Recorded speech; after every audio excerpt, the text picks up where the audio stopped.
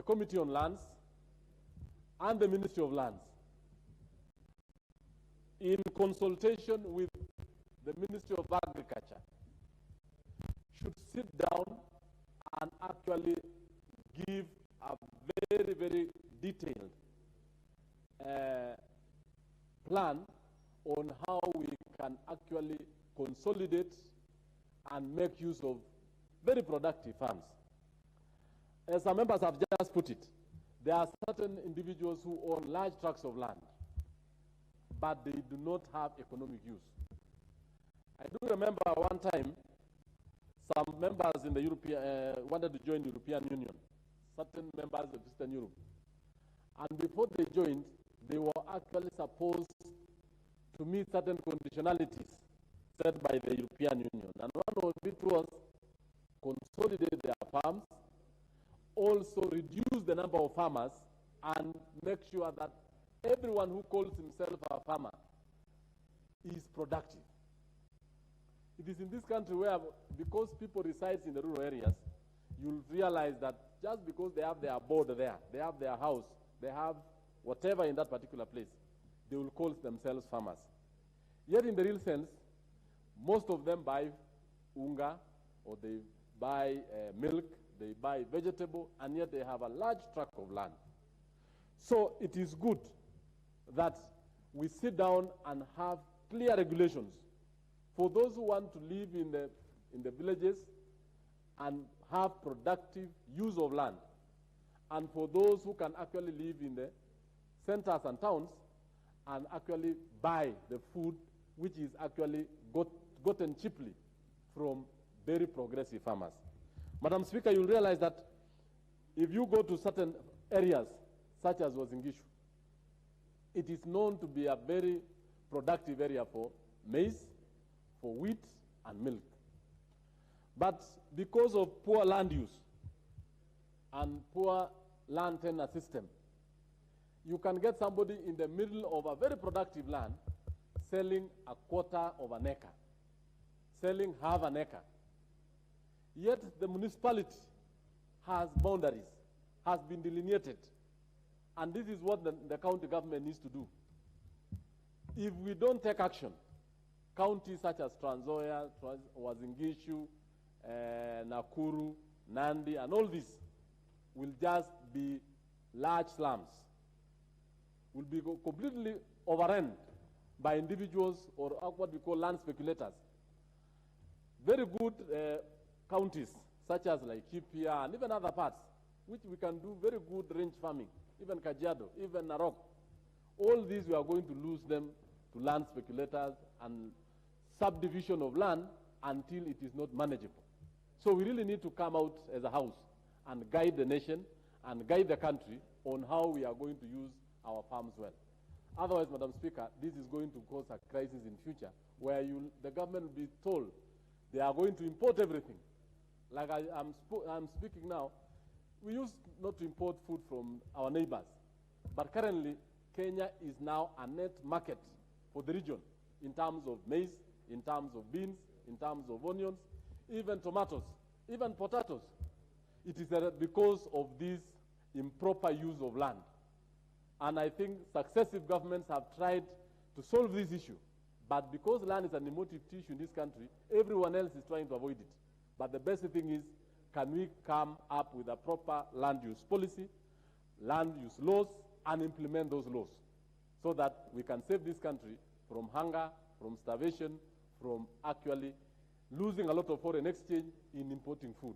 We are now importing eggs from Uganda. We are trying to import maize from Tanzania. We are trying to do many other things, even importing border milk from Russia, and even wheat from war-torn countries such as Ukraine. It is actually time for us to take action.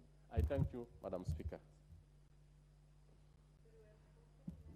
Tinderet. Honorable members, the next is the Honorable John Bandy. I'm told that he has withdrawn from the chamber. So, honorable members, I'll give this opportunity to the Honorable Caleb Hamisi.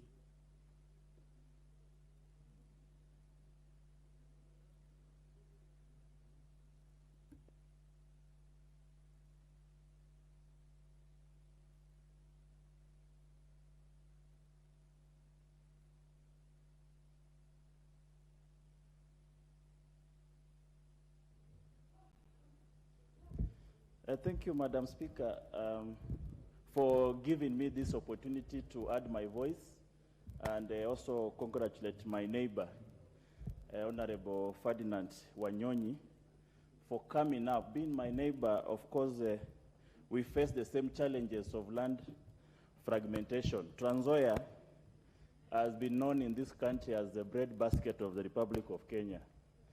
You have the basket, but there is no bread inside. Madam Speaker, as emotive as this issue of land is, we should not shy away from putting a stoppage to further fragmentation of land carelessly for the purposes of putting up high-rise commercial building. In Trans Nzoia, for example, the land that was known to be vast, most of the historically white settlers' land that were known for serious maize farming, very serious large-scale maize farming, has now, been full of gated community, that you are turning a fertile arable land into gated community. When we have other areas across the country that are dry, basically they can't, be used for farming activities. Those are the areas that we should use for gated community. If we have a program in this country where we put a stoppage to further fragmentation of land across the country, so that there are areas that we can put aside as for development or residential, and the areas that we can also put aside, and this should be a government policy. When you cross, those who have flown across Europe, when you are landing European countries, you'll see patches of residential land from above, and you'll see large tracts across that are not supposed to be residential. There is a farm law against putting residential houses in certain areas. It is basically purely for farming. And only those individuals who have the capacity to do farming are allowed into those areas. And this is exactly what needs to be happening. You look at across areas like Kiambu County that used to be large coffee farmers. There's no any acreage of coffee anymore. You will instead see high-rise. You'll see gated communities. People have excited in putting money, and you see this is areas that have high-intensive capital-intensive ventures, that we are basically putting our money into gated communities and making unavailable land that was supposed to be for farming. When we talk about food insecurity in this country, this is as a result of not looking at more of arable farming areas. We need to capacity build our farmers across, whether it is coffee, whether it is tea, whether it is maize, whether it is sugarcane, areas that are perennially meant for farming of certain crops must be protected by the government. We must have a clear legal framework to protect land that is arable.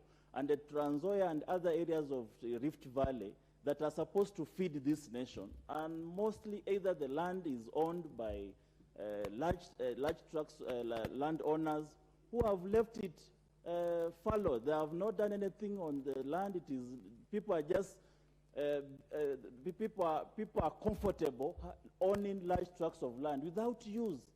There are only comfortabilities that I own acres and acres of land, and so, and that gives them pride.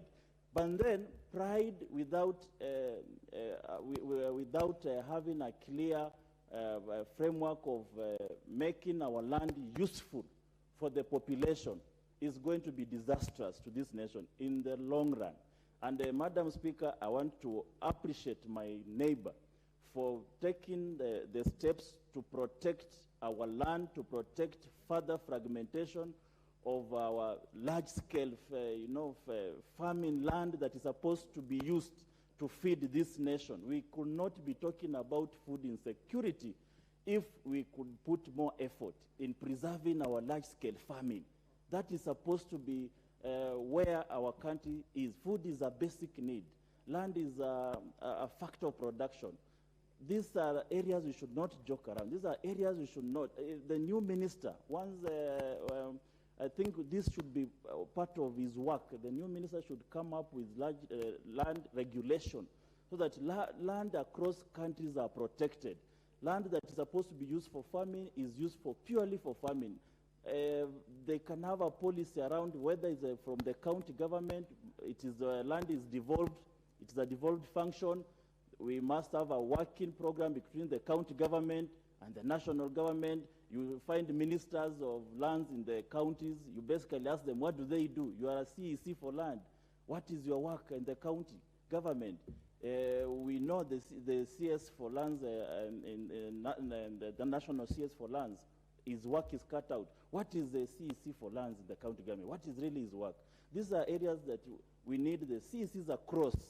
We can have all the CECs across the county. We know this county is meant for farming this particular crop. How well can we guard it? That even if they are owned by individuals, let these individuals be guided by government policy, that you can only do this on this land. You cannot just misuse land because you own it. Some of the ownership of this land historically is a challenge. Some people, land was grabbed, the land was taken, through injustice means, and whichever way they acquired. But eventually, can we have a program of making sure that yes, you got an advantage to own to be a large-scale landowner, but are you using it to help the entire country, not just having land across? Being proud of it, proud of having a large-scale land farmer, but you are not farming. There's no pride across the whole country about just having land idle, nothing, building, selling, fragmenting. In fact, land fragmentation has become a business, that you buy land for prospective land buyers. People are now buying and selling of land as a commercial business venture, where you just buy land, after some time, you expect to sell at a higher price. You find the land is now skyrocketing prices. An acre of land in a place like Kitale, a land that's supposed to be for farming, an acre is going for 20 million. You wonder why? Because people are using it as business. People are using it as commercial. Up to when are we going to fragment our land? So, Madam Speaker, this is a timely motion, and I know after this motion, Mheshimiwa Honorable Wanyonyi should take a step to actualize it through a bill, so that we have a proper legal framework on how to guard our natural resources, our factor of production, and the land being one of them. We must guard our farmers, we must guard our landowners, we must guard what we all dear as a nation, and we must protect, and we must contribute to food security through preservation of our large-scale land farming. Thank you, Madam Speaker. Thank you. Let's now go to the Honorable Member for Imukuru Dikri, the Honorable Johanna Ngeno. Thank you, Madam Speaker, for this chance also to put my voice on this debate, especially on land. Madam Speaker, all of us know that in Kenya, we have made land a very big issue. So that whenever you're speaking about land or you are addressing an issue that touches on land, it's usually a very emotive matter.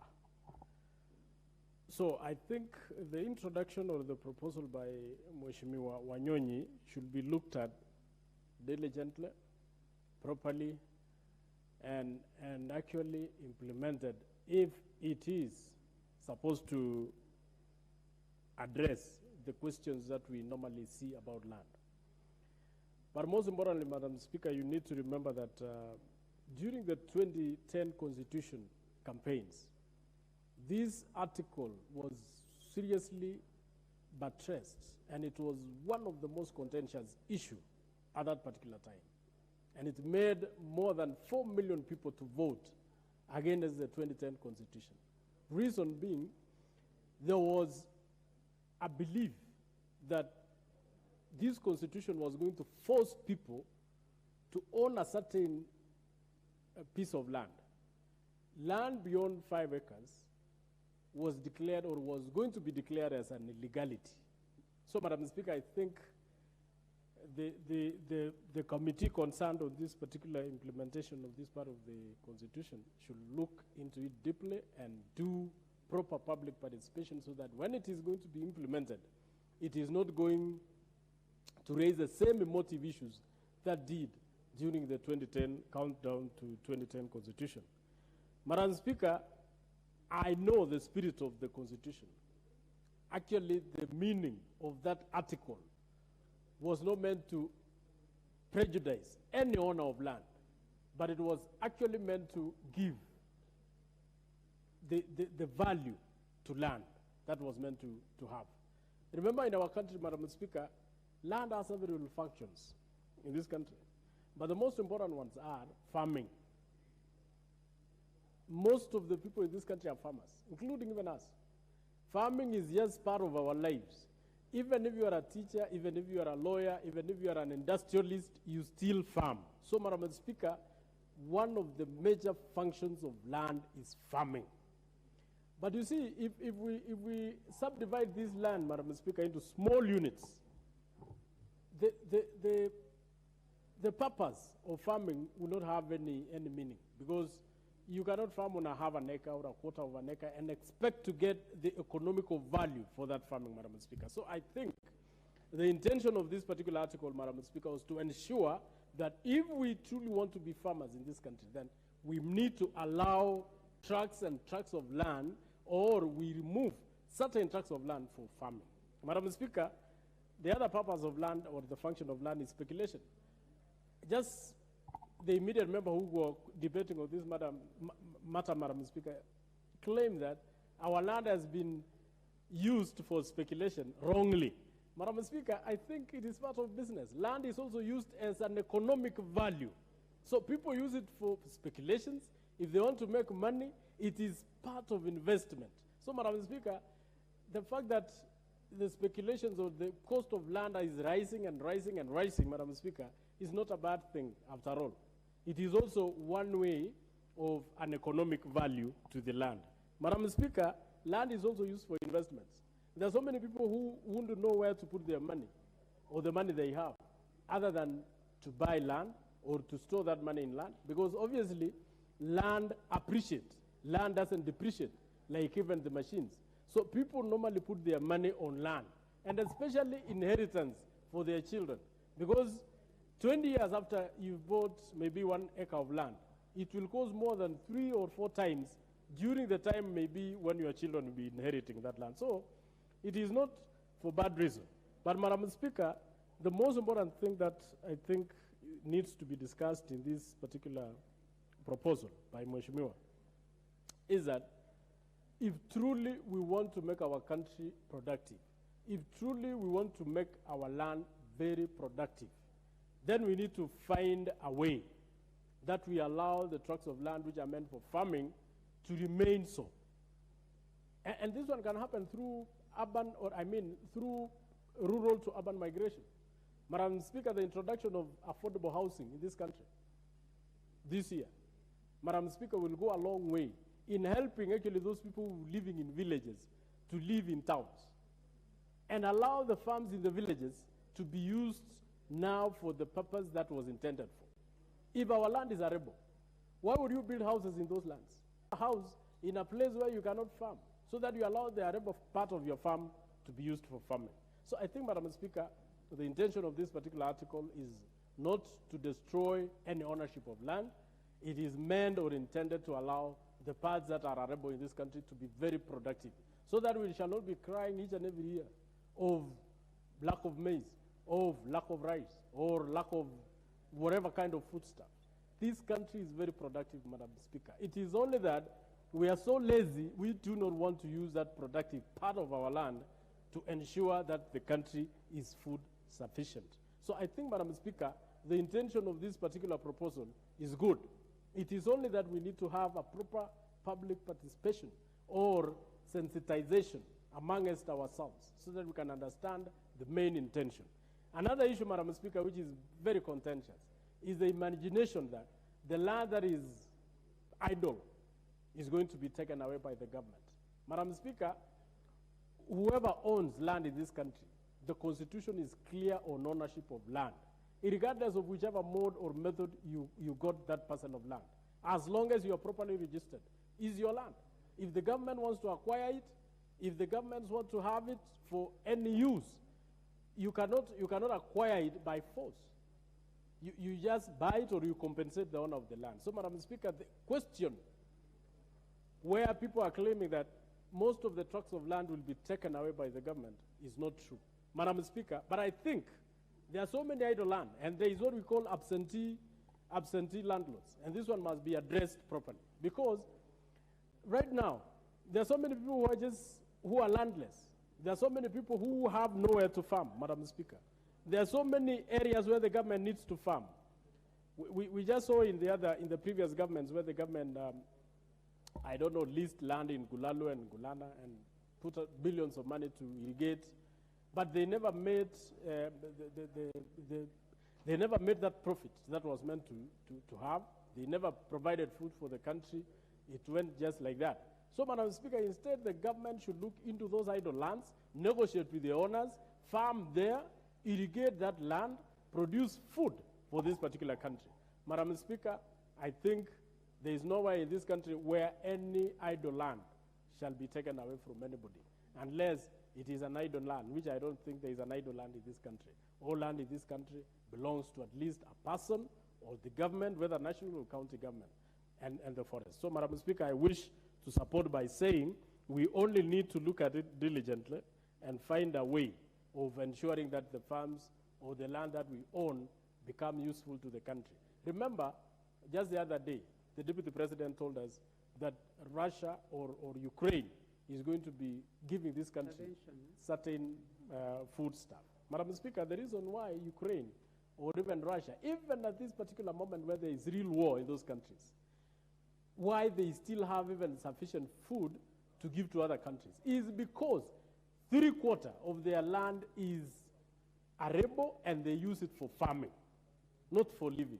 People live in towns in those countries. The rest of the country is purely for farming wheat, barley, and many other stuff.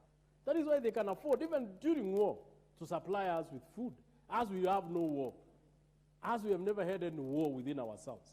But our people are hungry. They are sleeping hungry. Why?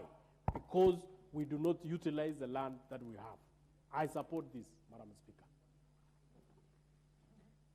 Thank you very much, Honorable Johanna Ngeno. The Honorable Julius Ruto, member for Keses constituency.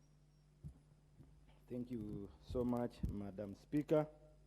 And I rise also on this point to support the motion on the land policy direction that the motion is seeking to address.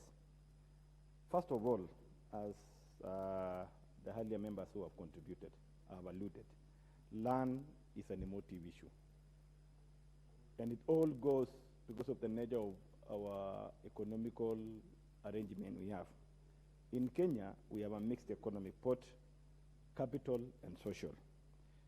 The capitalists have made us believe that your wealth is measured by the extent or the vast of land that you have.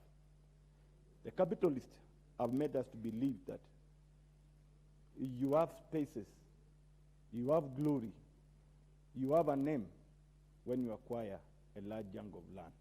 That is where the problem began. I want to say that this discussion has come at the right time, that Kenya is facing a lot of challenges. Food security being one of it. We have the challenge of housing, now that the government is going to affordable housing. Even as we are looking at this issue of as to what size of a land that we need to hold in terms of minimum and maximum, we also need to ask a lot of questions around it. And the biggest questions that we need to ask, even those existing lands that the troubles our families are going through because of succession challenges, inheritance issue, cultural issues, It is, in my opinion, that the government need to take the lead on this, and we need a multi-agency approach on these issues. We need the right advice to our families, those who are fighting in courts. We have lands which have not been titled because of way back cases. I have one in Keses constituency called Keses Kelji. After the Musungu went, the shareholders who came in, some of them came in deceit of others that their land is there. They have gone to court, court after court. It's now almost 60 years, and that matter has not been addressed. So my approach is, as we are looking at this, we need a serious land policy to be able to articulate the matters of land. If it is litigation issues, we also need to see how court can come in and give us alternative way of land disputes to be addressed so that we speeden the cases of land. And then we get back to our original glory, where Kenya, we were self-sustained in terms of food production. On land fragmentation, it's a reality. Right now, we see everywhere you move. I was traveling the other day to Nyanyuki. Between Nyeri and Nyanyuki, there is serious advertisement and marketing of the land ought to have been there for production being fragmented for settlement. And then we need to ask ourselves, how much does it profit to own a land of, say, 5 acres, 2 acres? Just put your own house there. You are staying in Nairobi. Only what you go there, you go only on holiday. You've now denied an opportunity for rearing of animals in that area, or for cultivation, or say for economic activity and for food security. So I rise to make my submission that we need to ask the national government, the county government, they need to come together. We need serious policies that are going to address even the issue of physical planning. Right now, this land fragmentation comes with other challenges. Essential services, auxiliary services that are required, sewer lines, access to water, access to power, is becoming a challenge. Even only roads alone now, making roads of connection, is becoming a challenge because of this fragmentation. So what I'm trying to say is this House need to give a direction, and the national government and the county government need to have a serious sitting on this matter. I know county governments have this devolved function, but they don't have sufficient capacity to address. We have the physical planning issues again that are coming into play. So we need to put all this together. Finally, is to support this motion by Ferdinand Waididu that we need to come up with a legislation support that we have to address at which point that we need to allow fragmentation of the land for settlement, at which area we need to reserve it, the little that space that we still have, because we have to eat to live. These small Kenyans that are, the small generation that is coming up now need food to exist for years to come. If we don't project this one, now the government is struggling in feeding the current generation, and we are not foreseeing the future challenges that is going to come in. Kenya will not be sustained by imports. Kenya has to have a discussion on a way of supporting its population by producing food locally. And one of the issues to address is the land mass that we have in place. Finally, the other day the president talked about taxing of wealth. We are now facing with a lot of challenges of raising our revenues. And one area now on wealth matters is on the issue of land. We also need to have a discussion, a policy on now this idle land. The landowner who sits in Nairobi and 500,000 acres back there in the village, we need to awaken this person by telling him, look at this. If this land cannot be utilized for production, and the government generates revenue, then let this land attract some annual taxes on this so that you choose either to lease it out to a potential investor, either to deal it yourself or pay the government. And the government raises revenues to be able to meet its obligation. So this discussion needs to be looked at it seriously. We need to be able to protect, let us zone areas so that we don't open up available spaces now for settlement, for fragmentation of the land. Let us zone it to some area. Even it makes easier for the government to provide the service, the said services, water and the sewerage, and even health services. Because sometimes you go to a place, you get some settlement in a radius of around 5 kilometers. When you want to put an hospital, it becomes a challenge for this population to access health services. So let us concentrate settlement in one area, let us leave the other area for production. So, Madam Speaker, I rise to support this motion, but I say, again, I want to say we need to have enormous public participation. What kills such good approach is when the agencies doesn't give an opportunity to members of public to be able to vent also their opinion. Let us allow members of public to make their contribution. Let us bring it down. Let us discuss it. In the long run, when they understand, they will support the government. But if we approach it from top down, I want to tell you, it will be a problem. Nobody is willing to let go of the land. We also need to sensitize public on the issues of succession, because that's where the problem is. We don't want to have these families day in, day out. We get the femicides taking place, children killing their parents, parents killing their children because of the issue of land. And in the long run, you look at it, it's a problem. The issue of support to families, that is also one of the triggering factor. We are poor, and the only hazard we have is land. You want to take your children to school. You want to pay for health service, health care, cancer that is ravaging the country seriously in our area. The only available money is the land.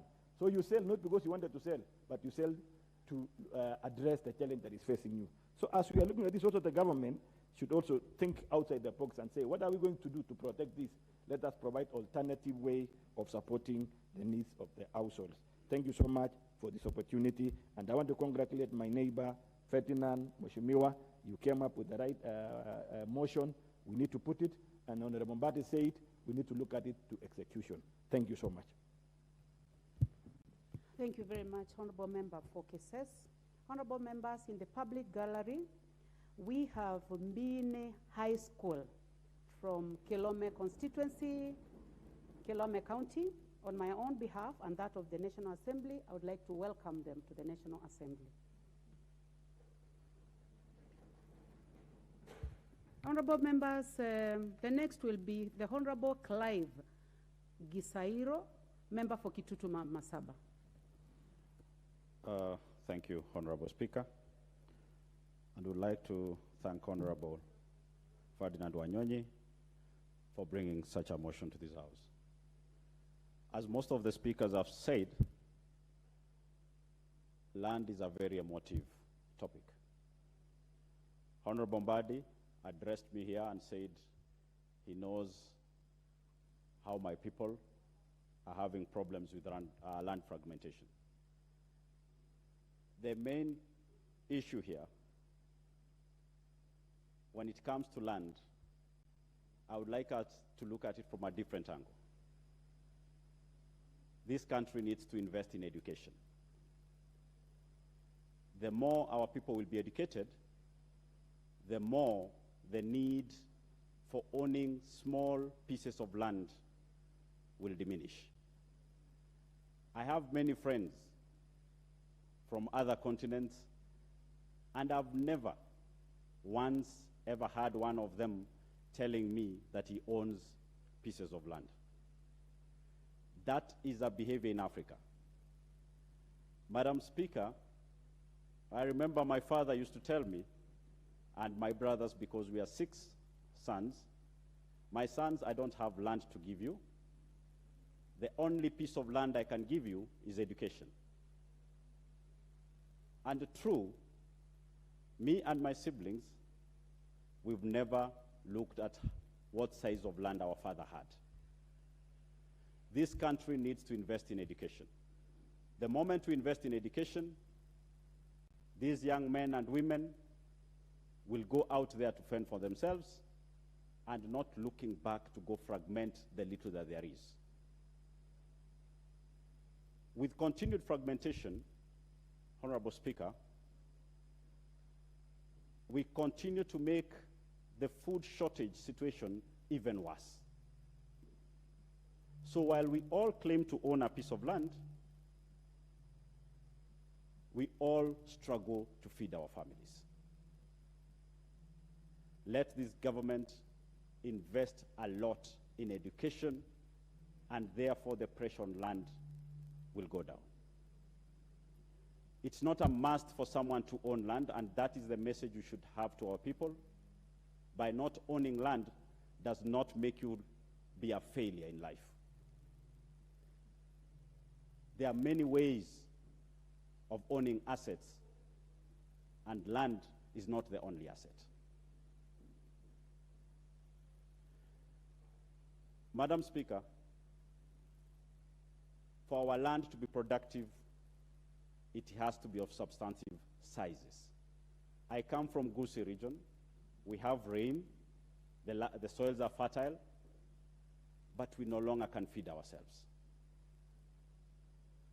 Because when I grew up, every home could produce enough to feed itself and something extra to take to the market.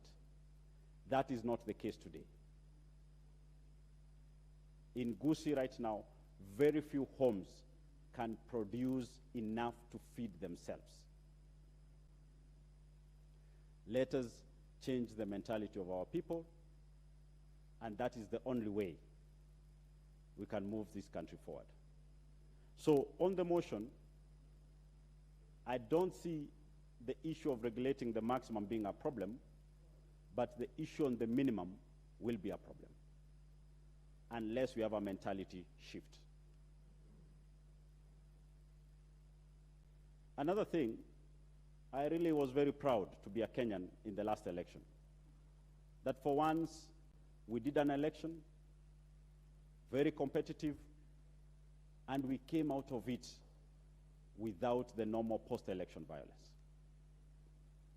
If this trend continues, it will make Kenyans to be free to go and own land outside their ancestral homes. And this will also help in reducing the pressure on land. So we, as politicians and political leaders, and the government, need to ensure that the trend that we saw in the last election continues. That is the only way the Abagusi and any other community will be free to go to Kitale, North Rift, and own land without the fear that after every 5 years, these may be taken away from me. So the political environment also determines on how land is subdivided. Because if I fear that if I own land out there, I face a risk of being ejected and what is mine being taken because I don't belong there, then there is the pressure of me going back home to insist that what my father left, I must get my share so that in case the unfortunate happens, I have a fallback plan. So we as the leaders also, let us live as Kenyans. Let us show our people that you can live anywhere. You can own property anywhere. Because some of these people who come from areas where they do farming can bring those skills to areas where there are not those skills and food production will improve.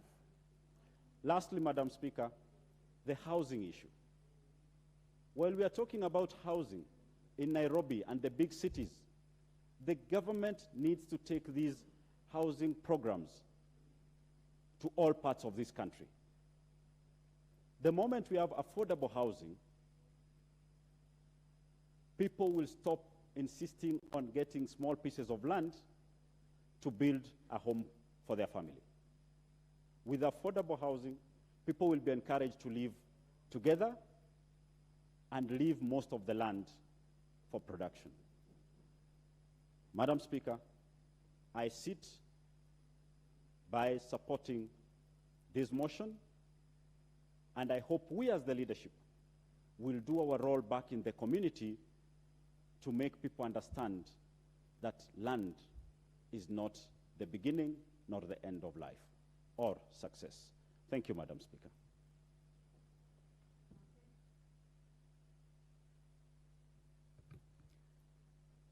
The Honorable Mary Emase, member for Teso South constituency. Thank you, Madam Speaker, for this opportunity. I would like to support this motion by Honorable Wanyonyi, seeking government intervention to enforce compliance to the existing land legislation with respect to policy and regulations. Madam Speaker, I want to start my contribution by giving an illustration. And I invite members to visualize a scenario where we have a farmer who has 2 acres of land, and he has 4 sons, and each one of those sons inherits half an acre. Another quarter or half of that half is consumed by the homestead. So how much is left for cultivation or any other activity? It is a quarter, a piece of land. So what does this portray? That the amount of land left for any other activity, including farming, is diminishing every day. And therefore, the issue of land fragmentation is real. It is a concern, and I think this motion raises an awareness to that fact. Madam Speaker, while on the other hand, we have individuals who own huge pieces of land, and these huge pieces of land are actually lying idle, contrary to the provisions of Article 61 that advocates for productive and sustainable use of land. So, Madam Speaker, I support this motion, and I think we should actually push for a review to the existing legislation whereby certain provisions are introduced that provide for those who have huge pieces of land and they are idle and they are not being used, to lease it to those who have capacity and can put that land into some productive use at reasonable rates, so that if you have a piece of land, even if it is urban for commercial, you are not yet ready to develop, you can lease it to somebody else, it generates income for you, that other person with the capacity puts it into some kind of a productive use. Madam Speaker, the truth is, it's not that we lack legislation on land policy and regulation. We have sufficient legislation. But I think the problem is enforcement. There is no serious implementation with respect to this legislation. And Madam Speaker, as a result of this excessive fragmentation, it has contributed largely to low food production. That is the reason why we are now going for importation of GMOs into this country, because the country is experiencing low production, the prices have been pushed up, and it's not just because of inflation that has pushed up the prices of farm inputs. It is not only, it's also because of lack of, we are not leveraging on technology, for example, because the pieces are too small. So therefore, we are not able to use mechanization. So the use of mechanization remains actually a mirage to majority of our farmers. Madam Speaker, we cannot also reap from economies of scale, because when we are farming, we are reduced to subsistence farming on small pieces of land. We also cannot reap from the benefits of economies of scale, and therefore we continue to suffer as a country, not only because of prolonged drought that has, as a result of climate change, but because of so many of these factors as put together. Madam Speaker, I think going forward, the Committee on Lands, in consultation with the CS Lands, have to relook and review these regulations, and the Committee on Implementation, the committee of this House, has to do its job to ensure that there is compliance and there is enforcement of legislation with respect to land. Madam Speaker, I beg to support. Thank you. Chair, Honorable Mase, the Honorable Engineer Thaddeus Zambia, member for Kilome constituency. Thank you, Madam Speaker, for this opportunity. And before I contribute on this motion, let me appreciate my students from my constituency, that is Bean High School, which is the next school from my homestead, so they should feel welcomed. Madam Speaker, I will be very brief, contribute on this motion, and let me first appreciate Honorable Wanyonyi for coming up with this very important motion, especially now when we are talking about the food insecurity in this country, which is as a result of our land and availability. The issue of land is a very sensitive and emotive matter, especially in our country. First of all, Madam Speaker, there is a need. Up to now, from 1963, we should not be talking about areas and the land which has no title deeds. We have over 60 years since we got independent almost, And the first thing, the primary thing is that we should have title deeds. Whether you have a quarter an acre, you have thousands of acres, that is the first initiative the government should employ, to have title deeds for the ownership of land in this country. Madam Speaker, I have a concern. Right now, we are talking about food insecurity in this country, when I know we have a lot of large tracts of land owned by individuals. I think we should have a regulation where even the government can approach the owners of large tracts of land, invest in that land in terms of irrigation, produce enough food for this country, and right now it's not to be talking about the GMO importation of food, which has been the center of discussion in this floor of the House. Madam Speaker, the issue of land, and I'll give an example. From here, we have the Konza Techno City. When the government is talking about investing in affordable housing, in Konza Techno City, that is a city which is within my constituency. We have 5,000 acres of land which has been bought by the government. And as we speak now, we have the data center, the Kenyan data center is within that Konza Techno City. A lot of infrastructural development has been done.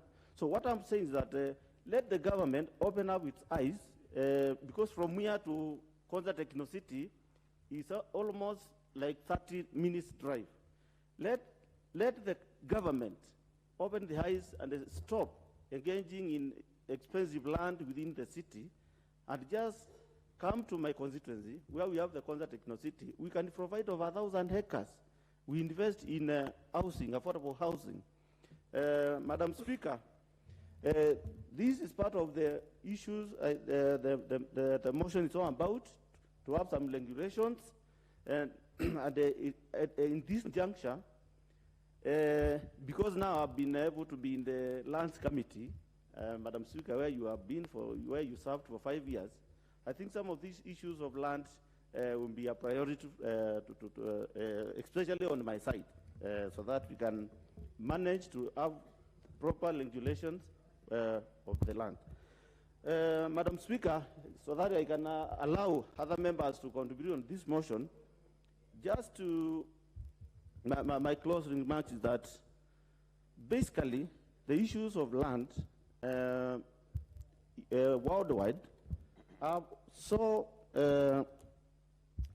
they have not been, it has not been well regulated, and I urge the Kenyan government, first of all, to make sure that in the next like 2 or 3 years, we have title deeds for every land, whether it is government land, whether it is individual land, so that when we talk of investment in these lands, we have no dispute.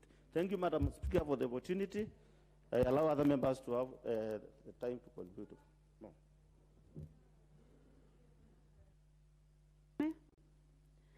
I would like this opportunity to go to the Honorable Rebecca Tonkei, member for Narok. Thank you, Madam Speaker, for giving me this opportunity. I raise up on this motion to oppose it. Madam Speaker, I can see the Honorable Wanyonyi, who is my friend, looking at me badly. But Madam Speaker, I come from a community where we own chunks of land, and this land is not idle, Madam Speaker. Madam Speaker, if I sit in this house and allow this law to pass, Madam Speaker, I'll not be doing the right thing as a representative of the people of Narok County, and generally the pastoralists who have many acres of land. Madam Speaker, the issue of fragmentation is okay. I agree with that part, but when it comes to land use and limitation of land, Madam Speaker, this is not fair to the people who have land. There is no idle land in Kenya, Madam Speaker. every owner of a land has a land, and rightfully that land belongs to people of that particular place. Madam Speaker, we have group ranches in Narok, we have group ranches in Samburu, and we have group ranches even in Kajiado. And this land is community land, and it's not idle. When you look at many acres, Madam Speaker, that, for example, I have, those acres belong to my animals, and my animals will graze there. Some land I live there, some land are used for other purposes like farming, and therefore, Madam Speaker, when we come to such a piece of legislation which will oppress other people, then I think, Madam Speaker, it will not be fair to the pastoralist communities. Madam Speaker, if we want to deal with the issues of fragmentation, I agree with the honorable member who said that, Madam Speaker, let us educate our people. And in that case, for those people who are unfortunate, who come from places where there are no plenty land or acres, then can we build maybe story buildings so that we can have our people live there, but don't go to the extent of limiting people on the land, on the acreage they own. Madam Speaker, I oppose this motion and I do not support it. Thank you.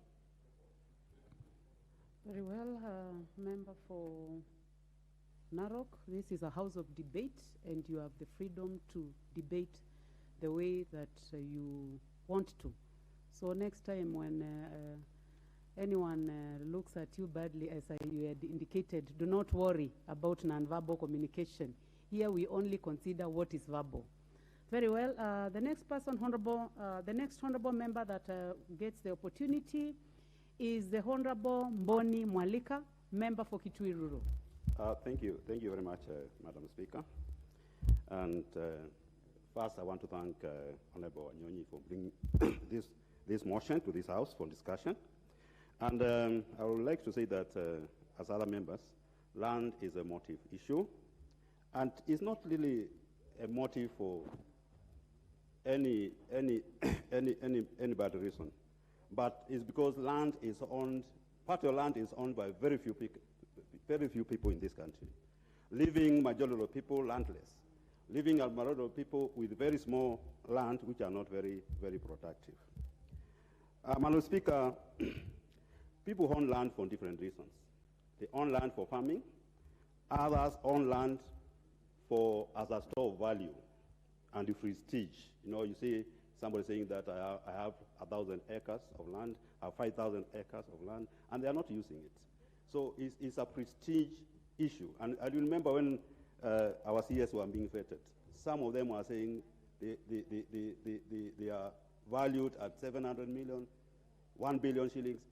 Most of this value, the net value they are talking about, is land. And others, they own it because of speculation. You buy land so that when it appreciates, you can be able to sell it and make some money.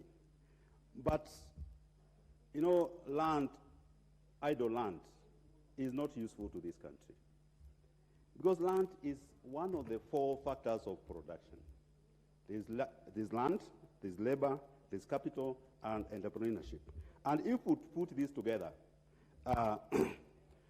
you produce and you make the country grow. This country, we have a lot of land, idle land, and also a big number of people who are idle. Now, if you put idle land plus the labor, which is idle, we will be able to produce enough food for this country. We will not be able to go importing food. We will not be able to go importing GMO foods. And I remember, I was reading today, the CS trade said that we are bringing GMO food. But I was reading newspaper today, and already ships have started docking in Mombasa, right? So I don't know how we are going to manage some of these things. But I also thank the members of parliament, leaders from from Rift Valley for opposing importation of food, because they have enough food. This country has enough food.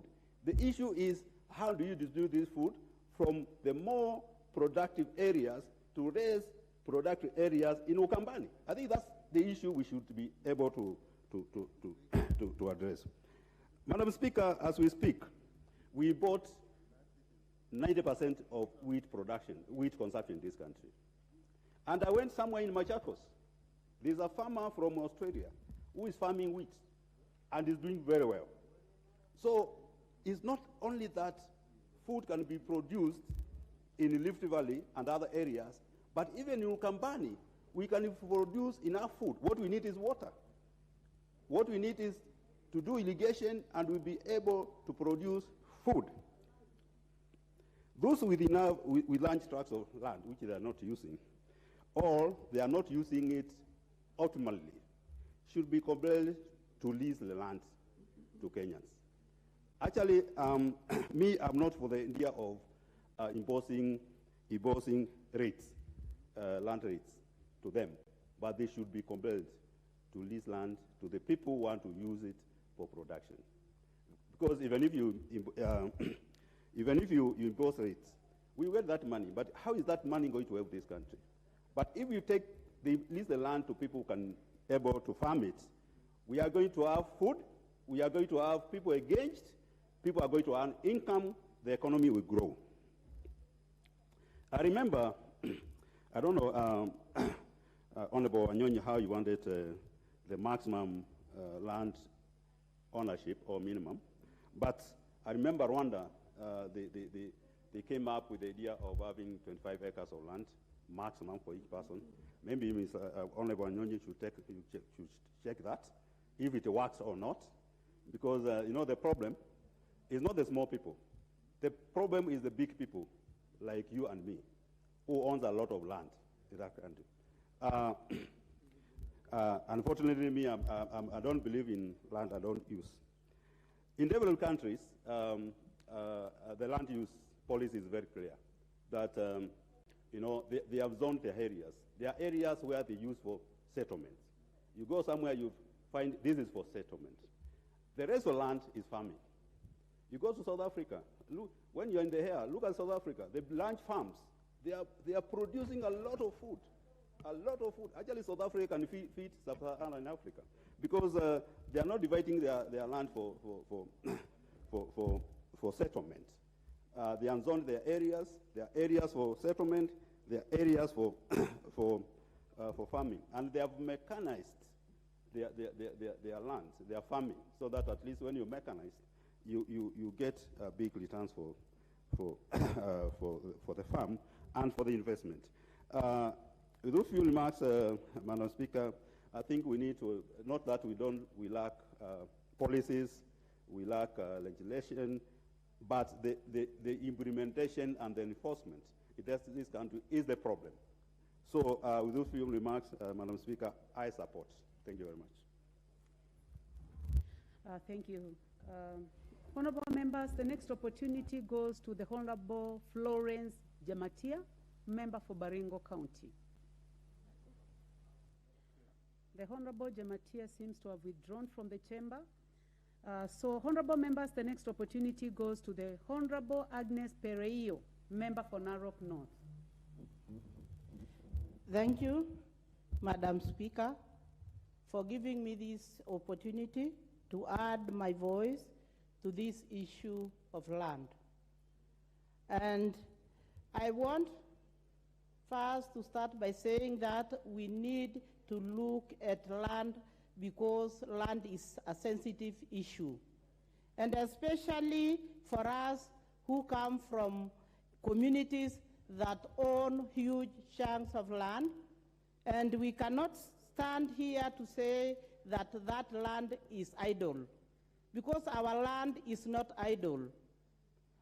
I myself is here because I own a huge pieces of land, and I came here because I was able to sell the animals that I take care of, and they use the land to graze on, and I sold those animals and made money that made me come to this house.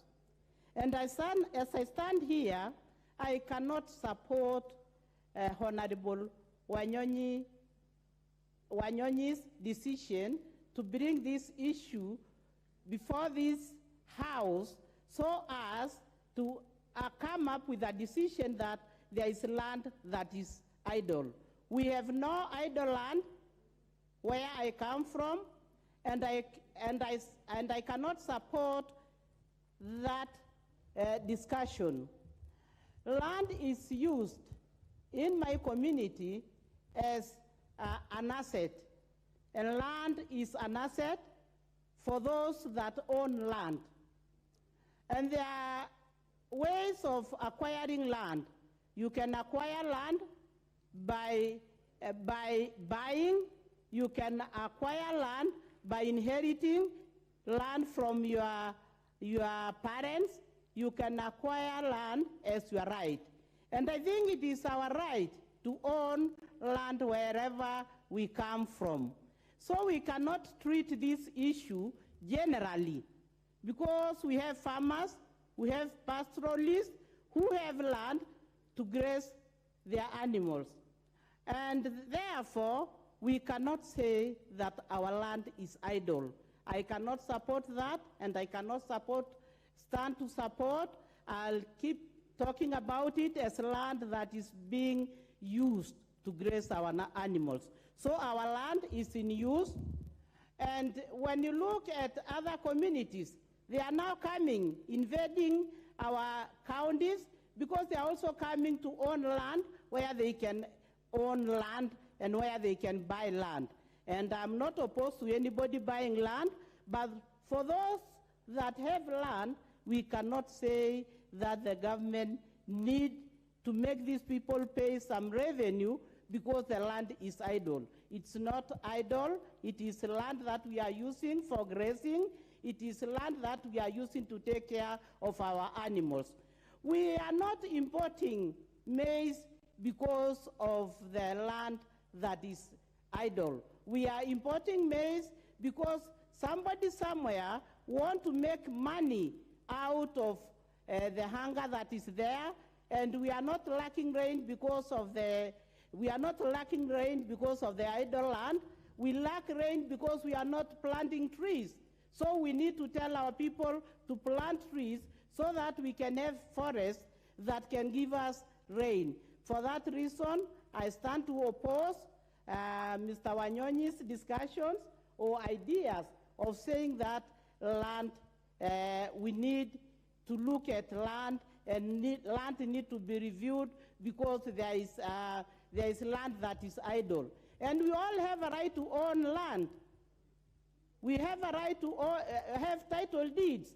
And once you have a title deed, then that land remains yours, and it is not land.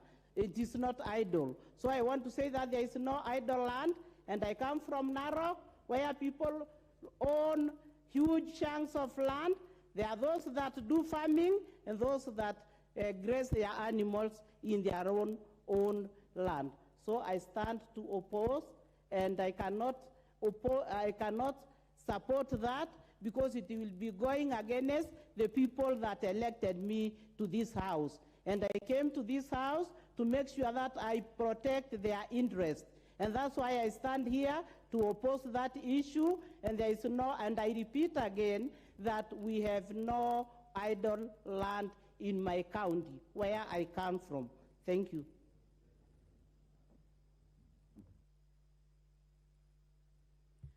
The Honorable Parashina Sakimba, member for Kajiado South.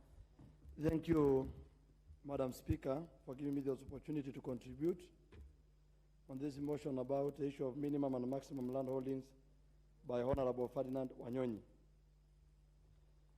Madam Speaker,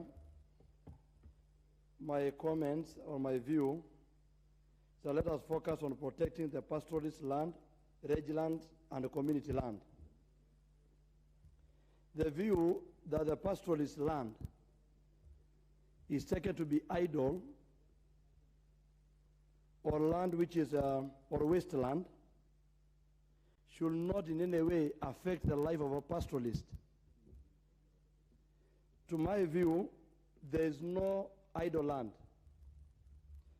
And the framing of this motion, squarely targeting the pastoralist community in the way there's a proposal on the reducing of land by bringing the issue of minimum and maximum.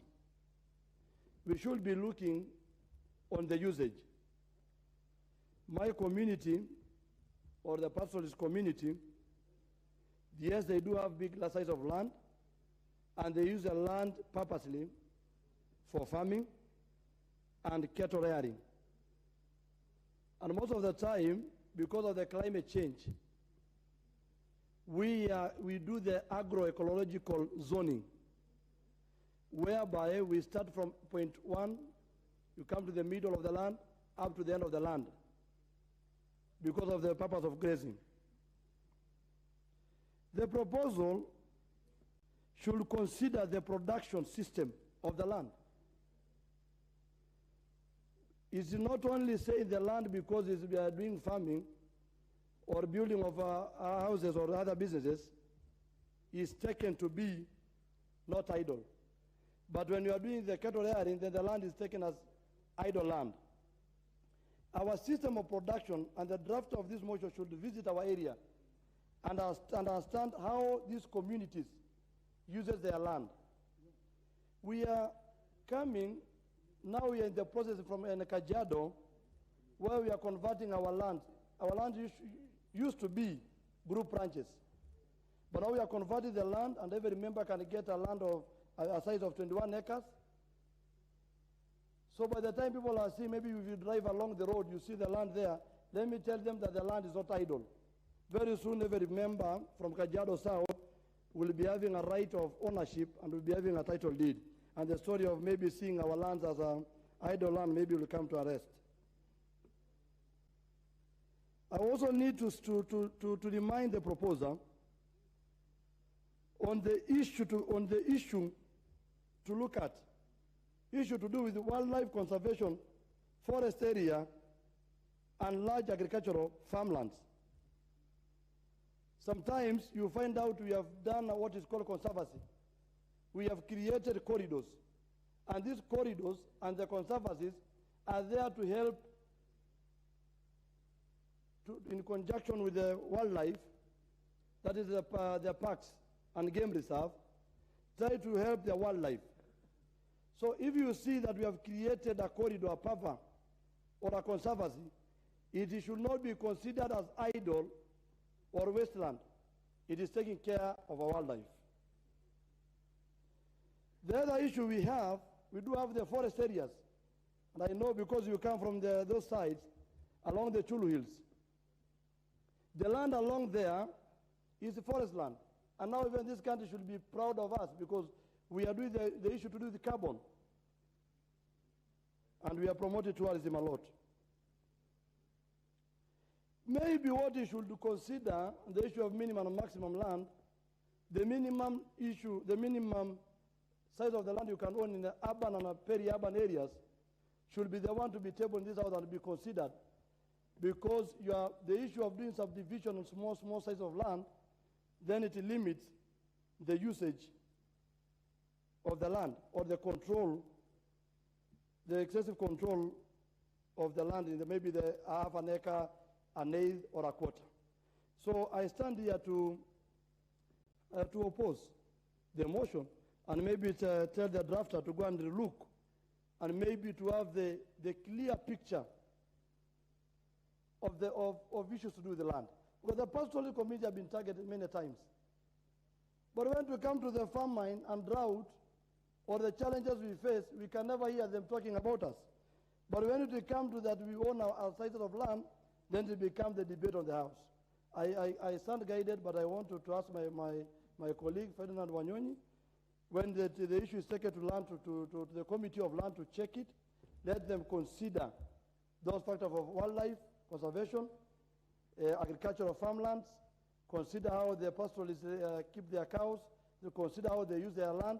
We use our land depending on how we zone them. So if they consider that, then I think I stand to oppose the motion. Thank you, Madam Speaker. What is out of order, Honorable Catherine Omanyo? Thank you, Madam Speaker. I think somebody has not understood the motion. I don't think anybody is fighting pastoralists here. We are talking about land that might be there, but it is not in use. There is nothing wrong with owning chunks of land, but what use is it in? That's where we are headed to. So, in my own opinion, it is the idle land or land that has been grabbed. That Honorable Catherine Omanyo, you're out of order. You know, this is a house of debate. Yes, but and some the honorable people members can debate whichever way they choose. Okay. They must be debating based on the information that they have gathered. So we are not, you are not in a position to guide the honorable members how they are going to debate this motion. So you are out of order. But being a new member, I know that you are still learning the standing orders, so you are out of order, Catherine. Honorable Omanyo, take your seat. Take your seat. Only 1 minute on this motion, and I would like to give this opportunity to the Honorable Timothy Torotich, member for Marakwet. Take into account that it is 1 minute, Honorable. Now, Madam Speaker, I don't know whether I can proceed or we can, when we resume debate at 2 p.m., I can be able to. But, Madam Speaker, let me contribute so that my time may be saved for the other time, for the remaining time in the afternoon.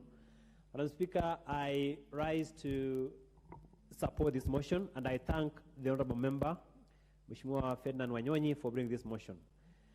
Madam Speaker, Article 68 of the Constitution is couched in mandatory terms. Madam Speaker, it provides very clearly that Parliament shall enact legislation to provide for minimum and maximum acreage. Madam Speaker, when the law uses the term shall, then it means it is mandatory. For that reason, Madam Speaker, I have seen there was a law, there was a bill for this House, that is the Maximum and Minimum Land Holding Acreages Bill, 2015. Madam Speaker, but the same was shut down because of public outcry. Madam Speaker, it is time, in my opinion, to revisit that law because that bill provided a comprehensive legal and institutional framework on matters to do with minimum and maximum acreage. Madam Speaker, the importance of that legislation is that it provided a framework so that it provides for a certain region how much land can be held or how much land can be used for a specific purpose. So, Madam Speaker, I can see my time is up. We can have the afternoon session so that I can be able to finish the substantive part. Thank you. Well, very well spoken, member for Marakwet. Honorable members, debate on this motion is up, and I would like to call upon the mover to reply. The Honorable Wanyonyi. Thank you very much, Madam Speaker. This debate, this motion has drawn a lot of interest because I can see even now, which you gave us another 2 hours, people have a lot of interest in this, but I want to give my colleagues at least 1 minute each or 2 minutes each to be able to complete before lunch hour. I call upon Honorable Udo. Udo, 2 minutes, Madam Speaker, if you allow, to be able to 2 minutes. Thank you.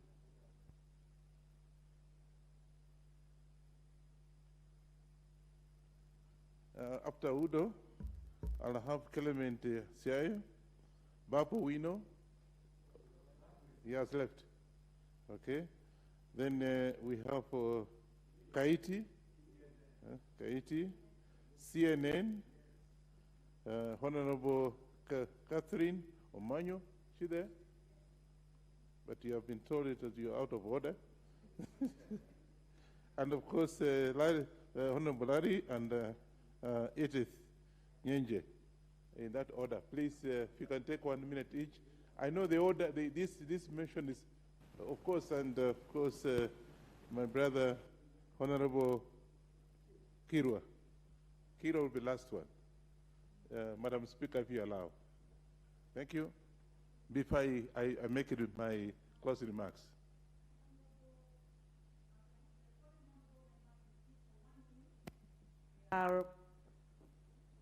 As listed. There are 8, so 1 minute each, and you'll have 2 minutes to conclude. Let's start with the Honorable Oudo.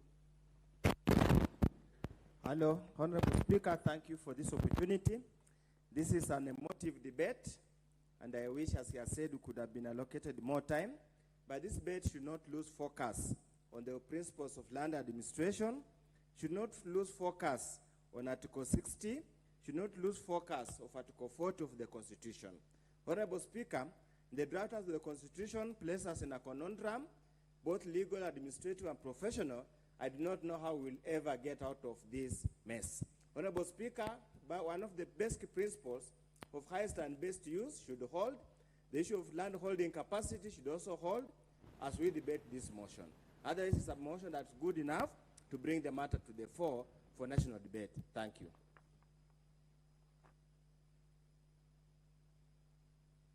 Ra. Thank you, Madam Speaker. I rise to support this motion by Honorable Wanyonyi by saying the following. Historically, the areas, especially where I come from in Sabatia, you know, people own very small pieces of land, but we are good farmers. We want to ask our friends in Trans Nzoia, Uasin Gishu, and Laikipia, those who are owning land that is lying idle, to please allow us to lease those pieces of land for us to continue doing our farming, to assist those areas that are hit by famine and drought-hit areas.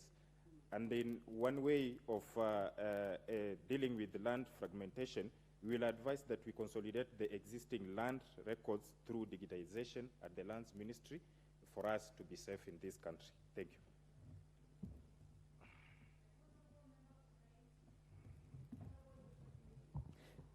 Thank you, Madam Speaker.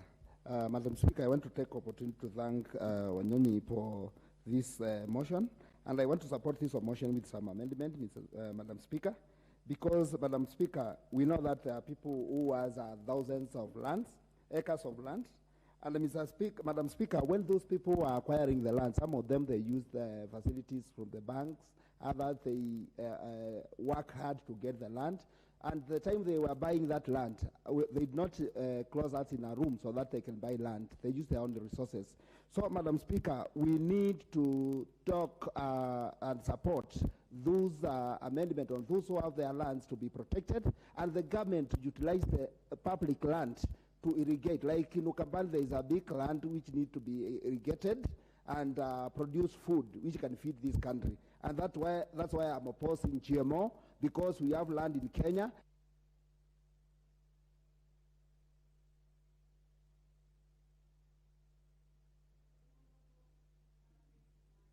Thank you, Madam Speaker. I support, and I want just to give one point where the farmers that are stranded and have land, the government should prioritize them and pay some incentives or something to motivate those who don't put their land in use, so it can be in use. And then also, it will also reduce the gap of the poor from the rich, so that at least we have either way Kenya having a healthier society if we put any land that is idle in use.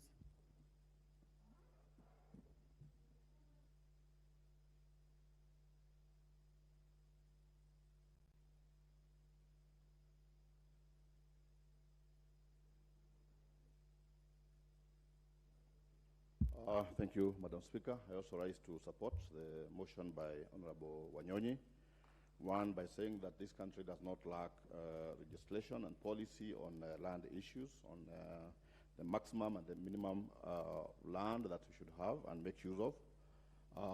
In Kiambu, for example, we have seen very rich agricultural land being subdivided, fragmented into a point where now this country is talking about hunger. And I think we just need to implement, to enforce the policies and the laws so that we are able to continue feeding ourselves. On idle land, large tracts of land, I also support that we need either to lease out the pieces of land to people who can be able to make use of them. Thank you, Madam Speaker.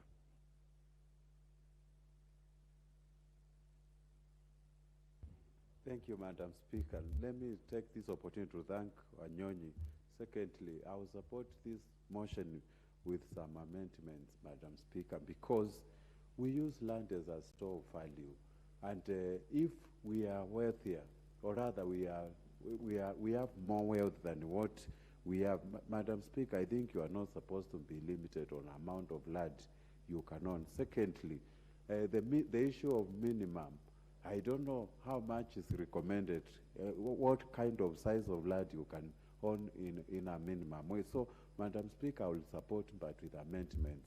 I am looking forward for the motion going forward to amendments, and we will be able to discuss about it. With those few remarks, I support.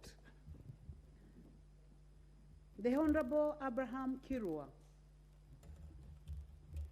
Thank you, Madam Speaker. I stand to support this motion by my fellow member, Wanyonyi, that for sure we need to enact this regulation that is already there, Article 68(1), C1 of the Constitution.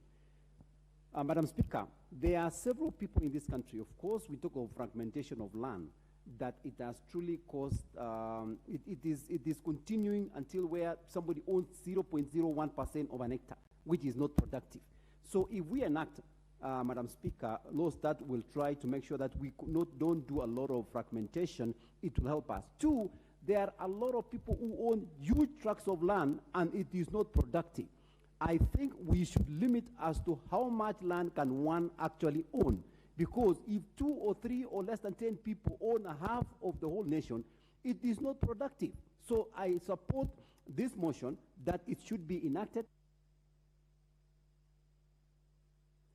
The Honorable Edith Nyenze is the last one on this. Thank you, Madam Speaker. Let me take this opportunity to support Honorable Wanyonyi, but not on the maximum and minimum capping, but I would say that more studies should be done to know exactly how much one should own. But one of the, what he has proposed that public universities or public institutions like universities and national schools should not hold onto large chunks of land, but instead of expanding horizontally, they should build their buildings going up. And the land left fallow should be used for food production. This one is very, very important. Then the other one, Madam Speaker, is that I would call the Honorable Wanyonyi to also include protection of the rights of Kenyans. Like in my county, there are some people who have land where there is corn beneath, but speculators go and buy land at a very low price and then sell at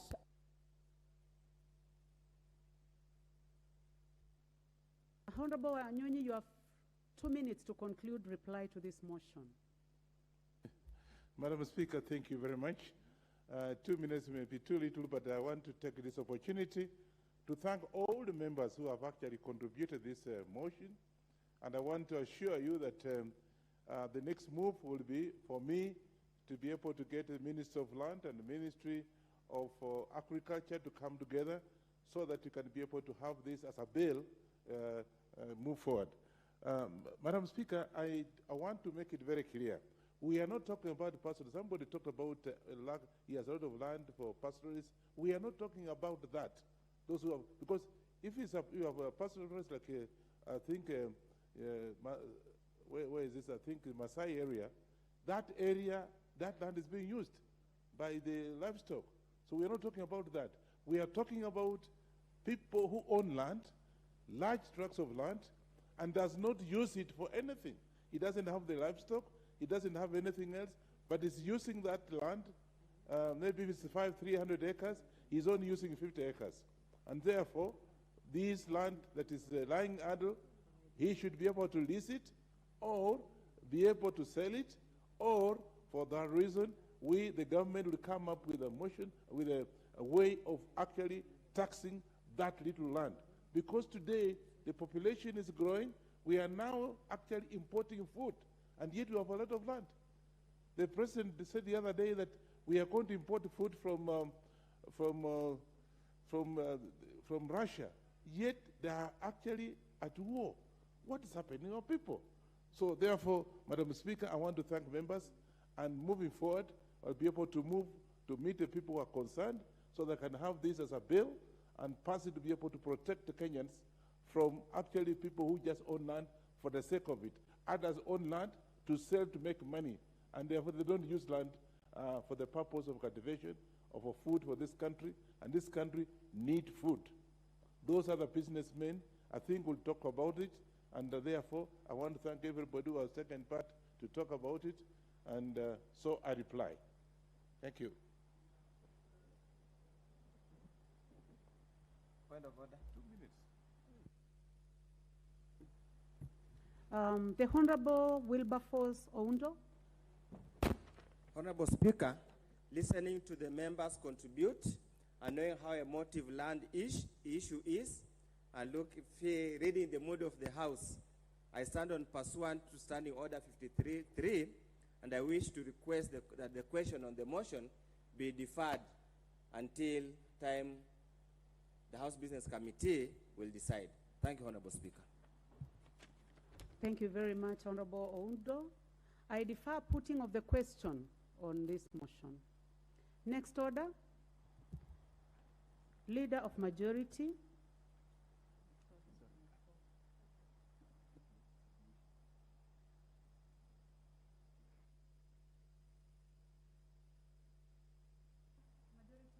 The Honorable Majority Leader has a notice of motion, so you may proceed.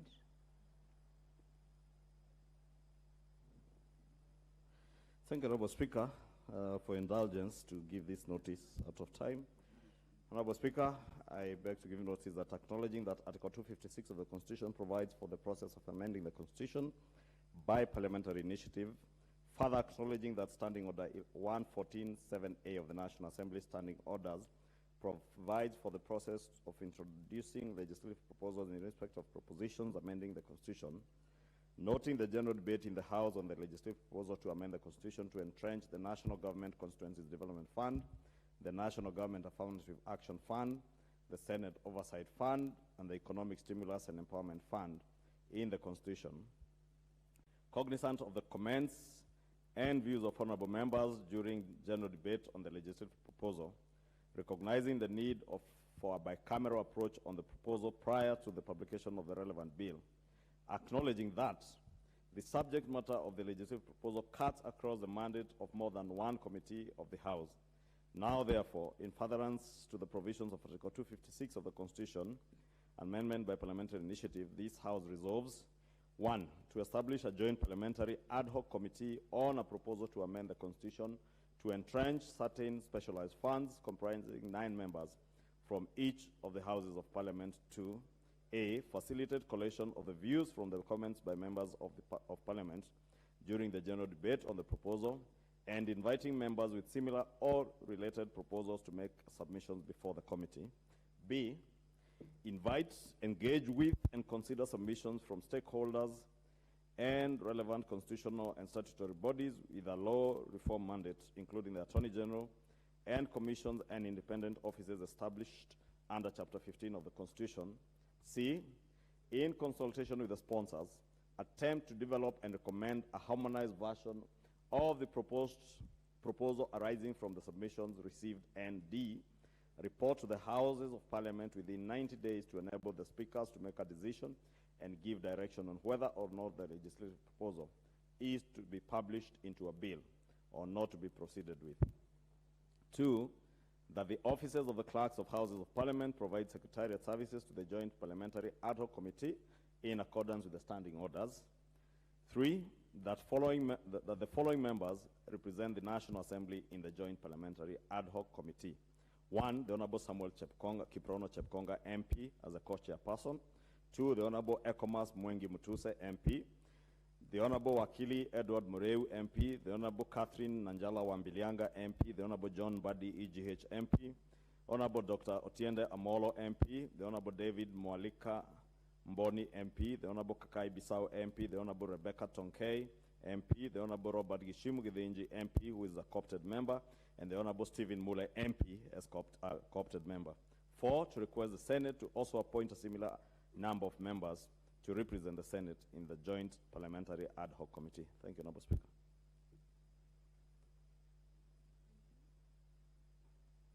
Thank you, Leader of Majority. Next order. Order number 10, motion.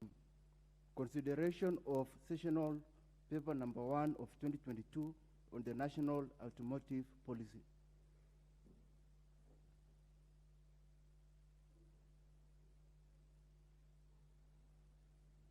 Leader of Majority. Thank you, Honorable Speaker. Honorable Speaker, I beg to move that this House adopt sessional paper number 1 of 2022 on the national automotive policy laid on the table of the House on Wednesday, May 25th, 2022.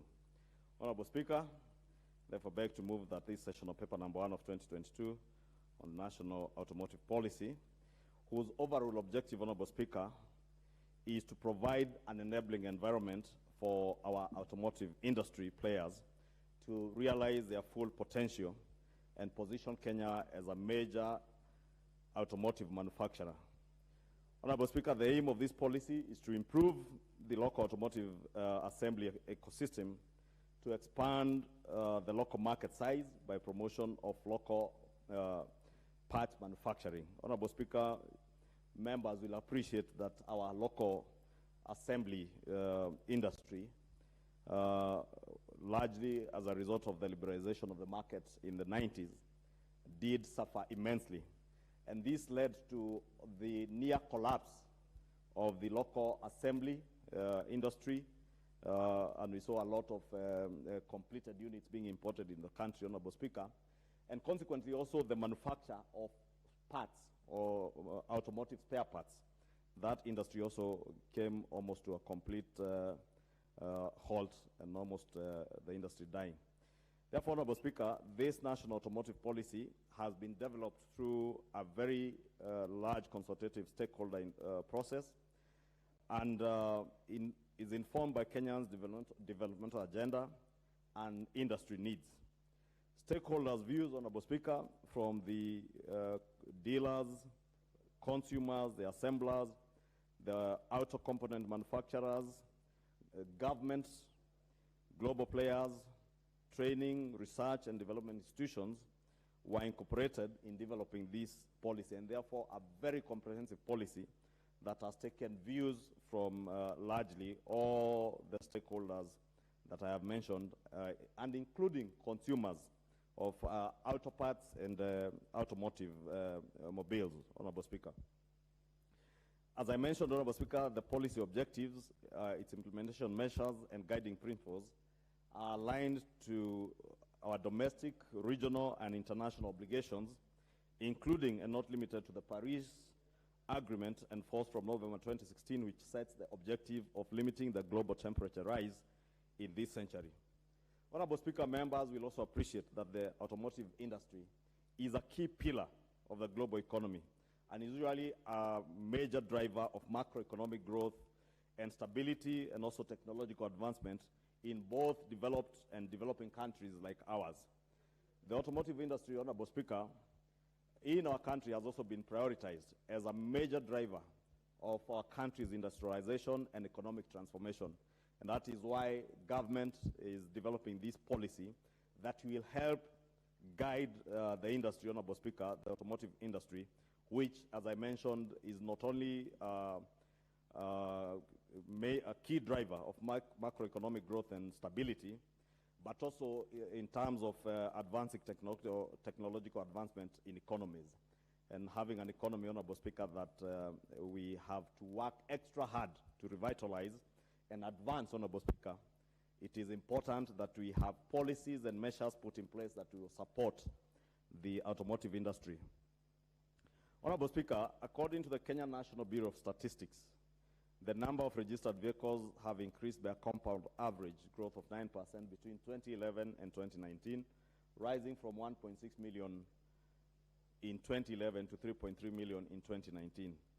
This, Honorable Speaker, was largely driven by the autocycle and motor car subsectors, which accounted for 46% and 32% respectively of all vehicles registered in 2019. Honorable Speaker, that tells you the level at which our economy had moved in. Instead of more vehicles and commercial vehicles being registered, it is more of motorcycles that have been registered to the level of 46% as compared to 32% of motor cars being private use vehicles. Honorable Speaker, currently the local vehicle industry is composed of 6 registered assembly plants, vehicle builders, trailer manufacturers, 22 farms in motorcycle assembly. And that again also points to that steep rise in the number of motorcycles because that have been registered, as is also seen with the huge number of assemblers of motorcycles.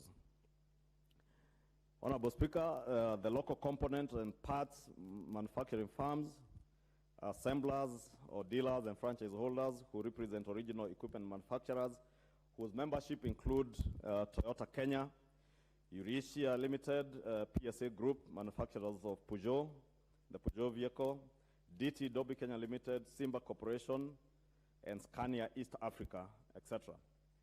Honorable Speaker, the vehicle assembly industry has struggled to stay afloat, as I mentioned, and the industry whose lifeline depended on a very protected market, as I had mentioned earlier.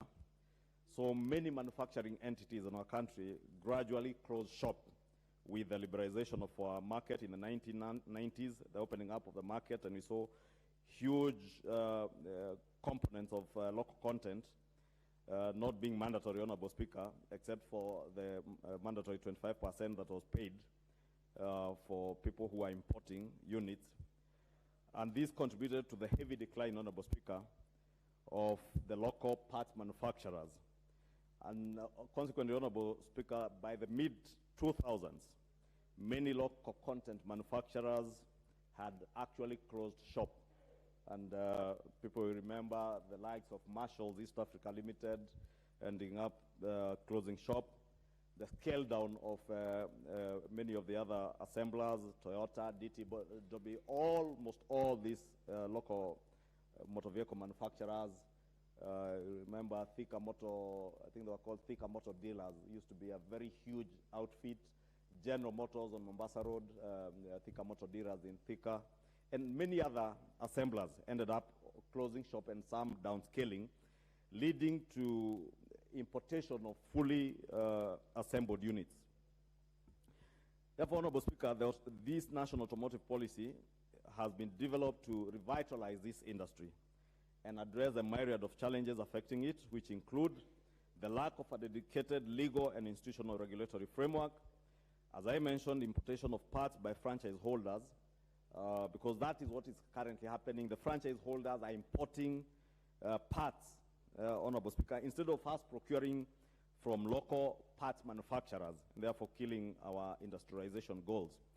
Of course, as I mentioned, also the influx of used, fully built units, amongst others, and Honorable Speaker, when you import fully built units, Honorable Speaker, we are killing job opportunities for our young people who are trained automotive engineers and also designers of parts, Honorable Speaker. And we have a huge repository of young men and women who have trained, who can design parts, motor vehicle parts and other machinery parts. But you are denying them the job opportunities simply by allowing the influx of fully built units, be it of motor vehicles or other machinery. Therefore, Honorable Speaker, the national automotive policy takes a holistic approach to propose measures that aim at unlocking the industry potential across the entire value chain and related sectors of the economy. The policy, therefore, aims to do the following. One, provide a legal, institutional, and regulatory framework for the development of the automotive industry, support motor vehicle and motorcycle assembling locally, harmonize standards, also forge collaboration mechanisms in the industry. It also seeks to facilitate market access for sector products and services, including access to public sector procurement. It also seeks to promote innovation, research, development, and technology, to facilitate local components, as I mentioned, parts manufacturing, and also support development of incentive schemes for investments and reinvestment, so that we encourage people to invest in this locomotive assembly and parts manufacturing in our country. Honorable Speaker, therefore, to set the industry on long-term growth, on a long-term growth path, these policy measures are premised on the Kenya Vision 2030 blueprint, which aims to transform Kenya into a newly industrialized middle-income country, providing high quality of life to all its citizens by 2030. Honorable Speaker, in view of the Executive Order number 1 of 2022 and the Kenya Bottom-Up Economic Transformation Agenda 2022 to 2027, this policy will contribute to Kenya's socio-economic development by enhancing the local manufacturing sector, contribution to our GDP, skills development, as I mentioned, and technology transfer, job and wealth creation by facilitating investments. Honorable Speaker, the sector has the potential to employ over 100,000 people directly and close to 1 million people indirectly over the next few years if the policy is passed and implemented. With those few remarks, Honorable Speaker, and observing the time, I beg to move and urge members to support this session of paper number 1 of 2022 on the national automotive policy. And as I mentioned, Honorable Speaker, it will be quite critical to enabling our manufacturing agenda to thrive and put our country back on revitalization path of the economy and creation of wealth and jobs for our people. Thank you, Honorable Speaker. Honorable members, I now propose that this House adopts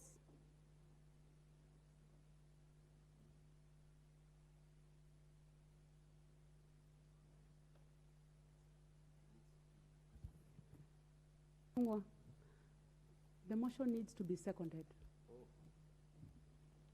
As Honorable Speaker, you stood up when the Honorable Phyllis Barstow was about to stand to second. And sorry, I omitted that. So may I request the Honorable Professor Phyllis Barstow to second. Just bow.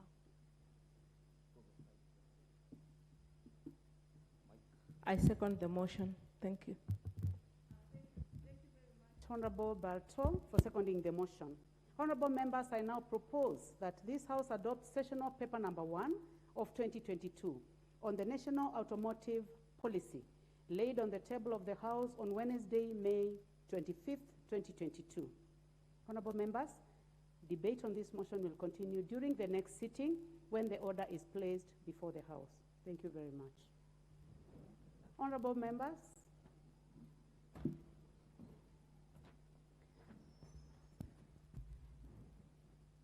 on the time being 1 p.m., this House stands adjourned until today, Wednesday, 23rd November 2022 at 2:30 p.m.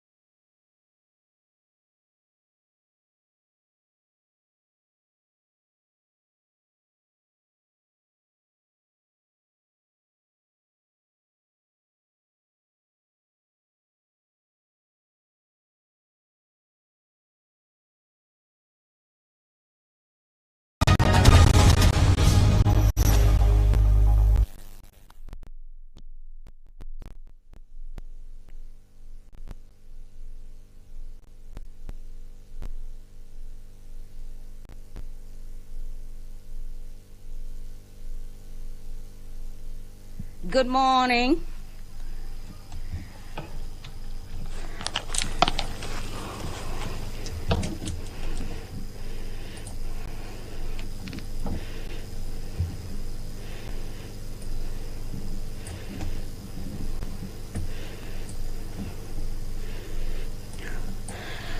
Good morning to you and welcome to the live broadcast of the National Assembly. This being the morning sitting on Wednesday, the date is 23rd of November, the year is 2022, and this live broadcast you are currently watching is brought to you through the collaboration between the Kenya Broadcasting Corporation and the Parliamentary Broadcasting Unit. You can also follow up on this live broadcast on our YouTube channels. That is courtesy of Parliament of Kenya as well as on KBC Channel 1. And you can watch us on Signet on Bunge TV. There's a lot to be considered before the floor this morning. And the Leader of Majority will be moving a procedural motion. And the motion by the Leader of Majority is on the exemption of businesses from the provisions of Standing Order number 40 subsections 3, that the House resolves to exempt the businesses appearing as Order number 10 in today's order paper from the provisions of Standing Order 40 subsection 3, a day allocated for business, not sponsored by majority or minority party, or business sponsored by the committee. And in case you're wondering, this particular order number 10, what is it about? It is a motion on the consideration of sessional paper number 1 of the year 2022 on national automotive policy. And this being a similar motion by the Leader of Majority, is that the House adopts a sessional paper number 1 of 2022 on the national automotive policy, laid on the table of the House on Wednesday, May 25th. The year is 2022. Those are some of the motions that are featuring on the order paper this morning. Another motion from the Departmental Committee on Matters Lands by Honorable Ferdinand Wanyonyi is on the publishing of rules and regulations for the private land use as well as management in regard to the minimum and maximum land holdings in Kenya.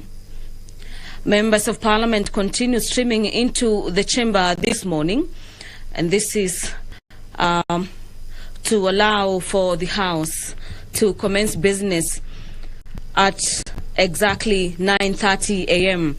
Pursuant to Standing Orders number 42A, subsection 5, members of Parliament will equally be fielding questions specified to various departmental committees. The chair or the member for TESA, Honorable Oko Kaunya, will be asking the Cabinet Secretary for Labour and Social Protection, could the Cabinet Secretary explain the circumstances that led to the dismissal of Mr. Gabriel Akimwanario Basie from the National Industrial Training Authority on the 19th of February 2022, and could the Cabinet Secretary indicate when the officer will be reinstated back to office and paid his salary that is in arrears and other benefits for the period that he was out of employment? His questions will be directed to the Departmental Committee on Matters Labour.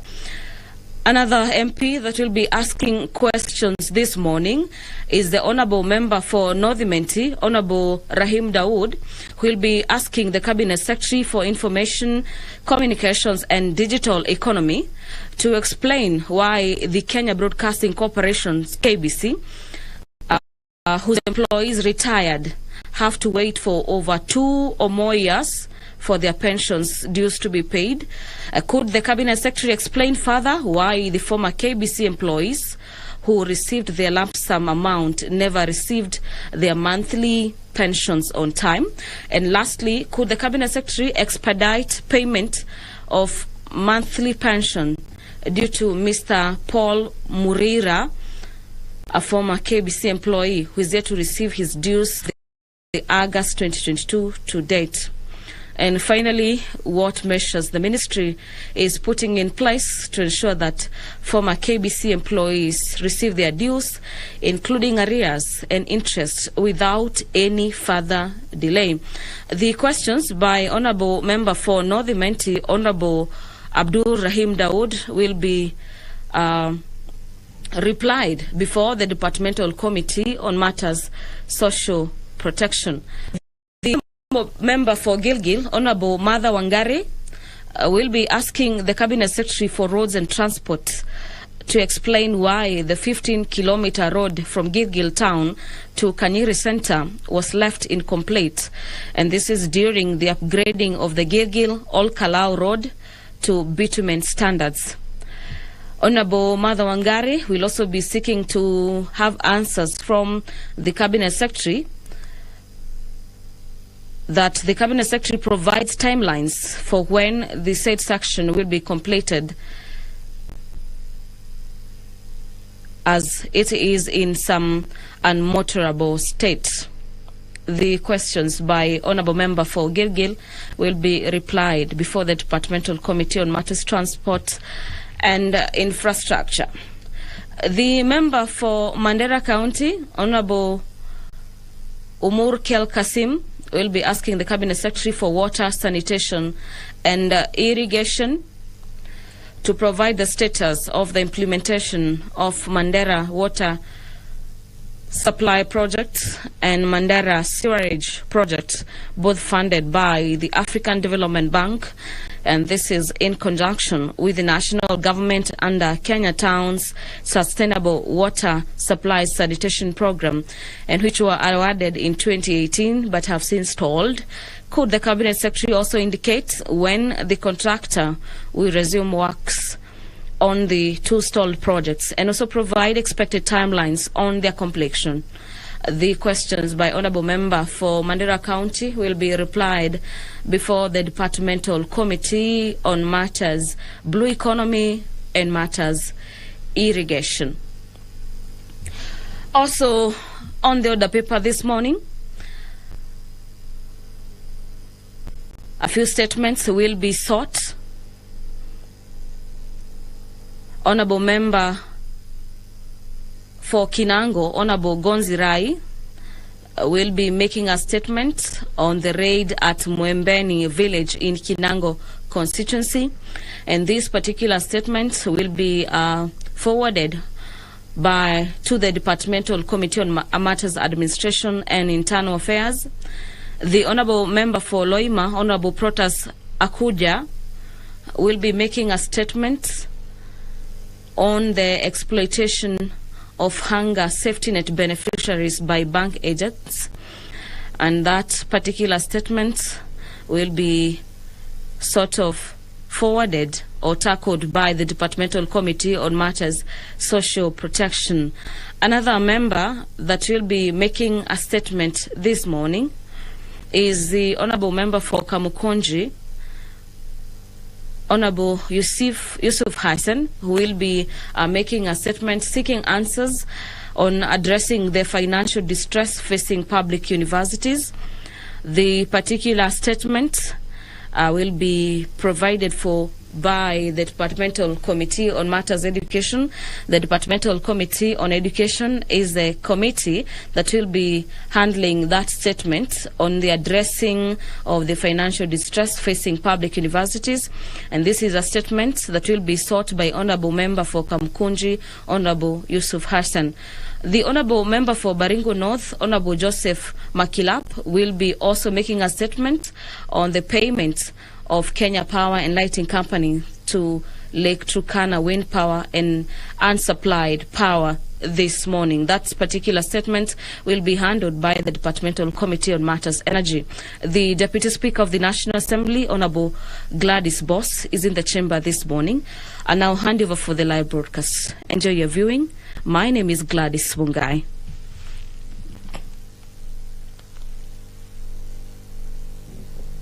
Let us pray.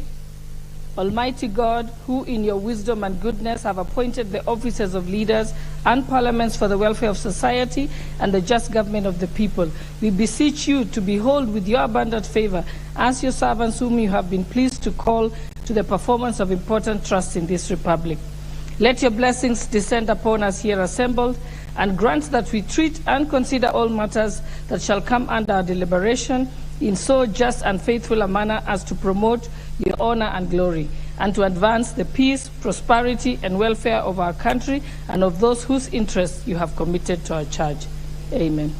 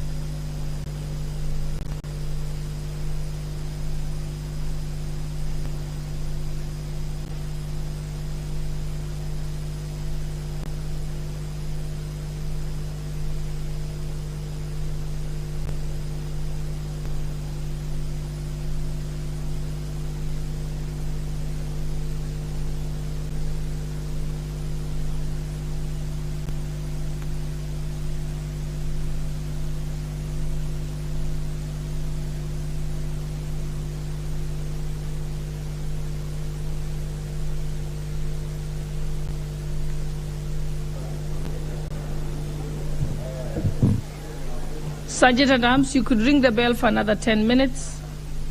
You have quorum. Okay, we can proceed.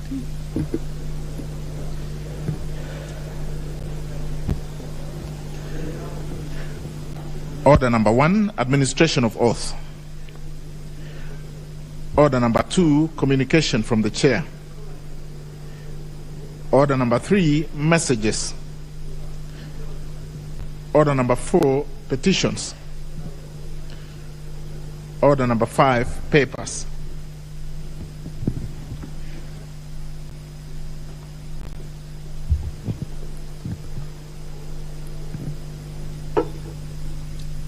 Yes. Proceed.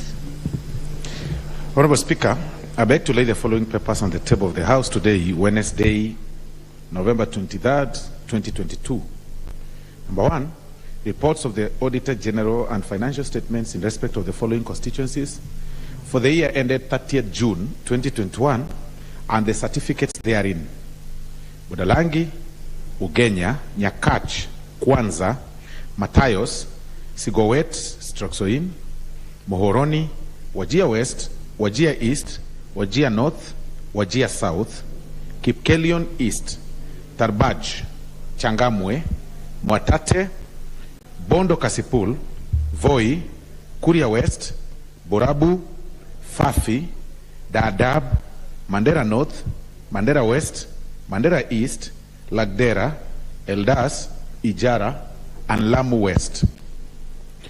Honorable Speaker, the reports of the Auditor General and financial statements in respect of the following institutions for the year ended 30th June 2021 and the certificates therein: A. Alupe University College, Kenya Institute of Curriculum Development, TVET Curriculum Development, Assessment and Certification Council, School Equipment Production Unit, Webuye West Technical and Vocational College, Navaholo Technical and Vocational College, Kipsinende Technical and Vocational College, Higher Education Loans Board, Friends College Kaimosi, and there is Kaimosi College of Research and Technology, Lake Victoria South West Water Development Agency, Ahmed Shahame Muidani Technical Training College, Chemelil Sugar Company Limited, Riragia Technical and Vocational College, Soi Technical and Training Institute, Kakrao Technical and Vocational College, and finally, Shanzu Teachers Training College, Mombasa. Thank you, Honorable Speaker.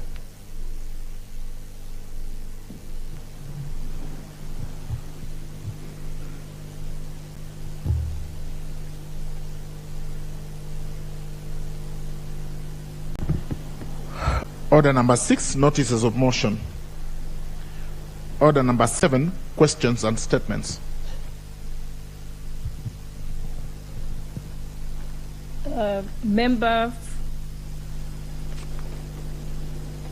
Question by member for Teso North, Honorable Oku Kaunya.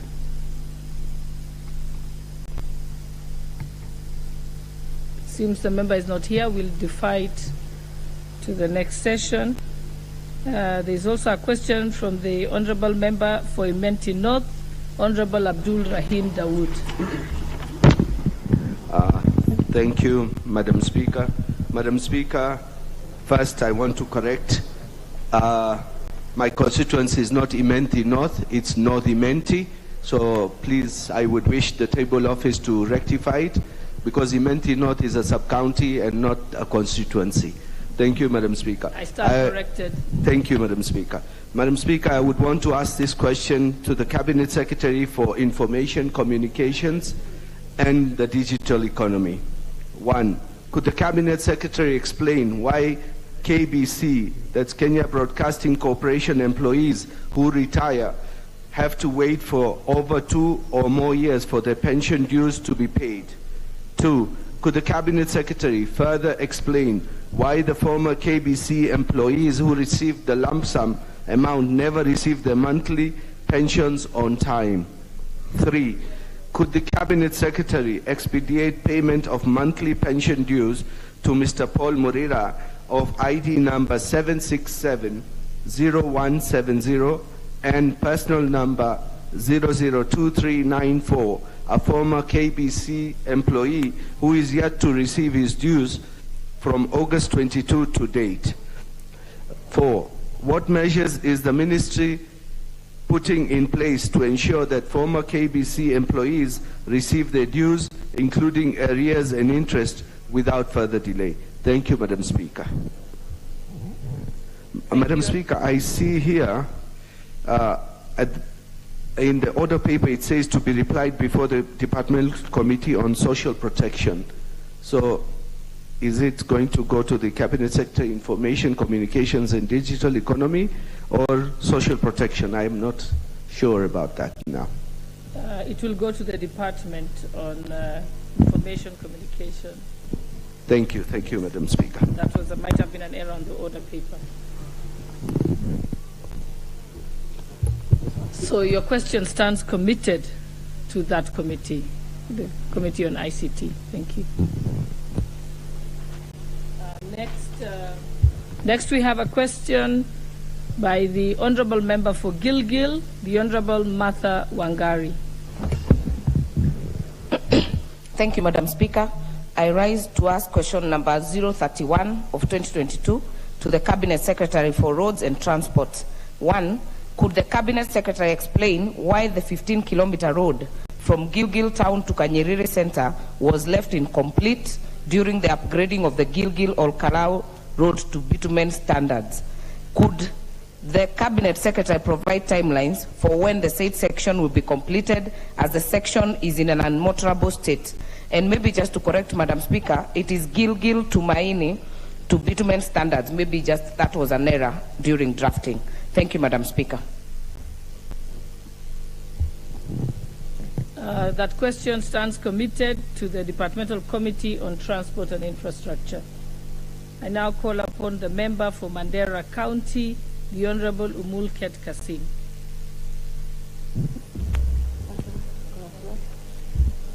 Thank you, Madam Speaker. I would like to ask the Cabinet Secretary for Water, Sanitation and Irrigation.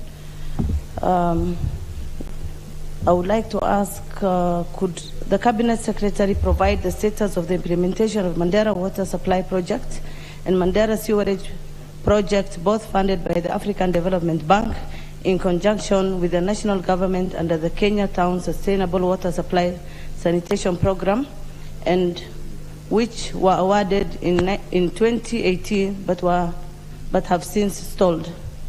Number 2, could the Cabinet Secretary provide the details of the total contract sum for each of the 2 projects and also state the cost implication occasioned by the delays in their completion? Number 3, could the Cabinet Secretary indicate when the contractor will resume works on the 2 stalled projects and also provide expected timelines for their completion? Could the Cabinet Secretary explain the measures in place to avert future loss of human life and livestock at project sites as a result of negligence by contractors, and consider compensating the family of Muhyiddin Awes Yeru, a miner who lost his life after falling into an unsecured deep hole that they were using as a water tank behind by the contractor at the sewerage project? Thank you, Madam Speaker.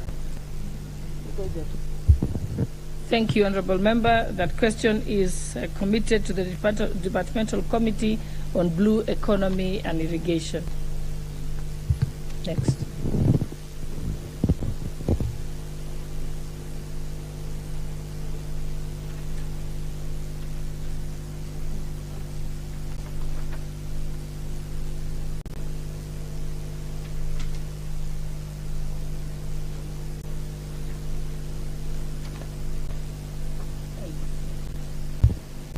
Okay, the Honorable Member for Kinango, Honorable Ganzi Rai, you have a statement.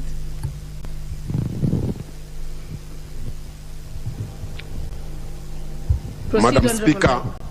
I rise to request for a statement regarding the raid which was done at Mwembeni Village, Kinango constituency.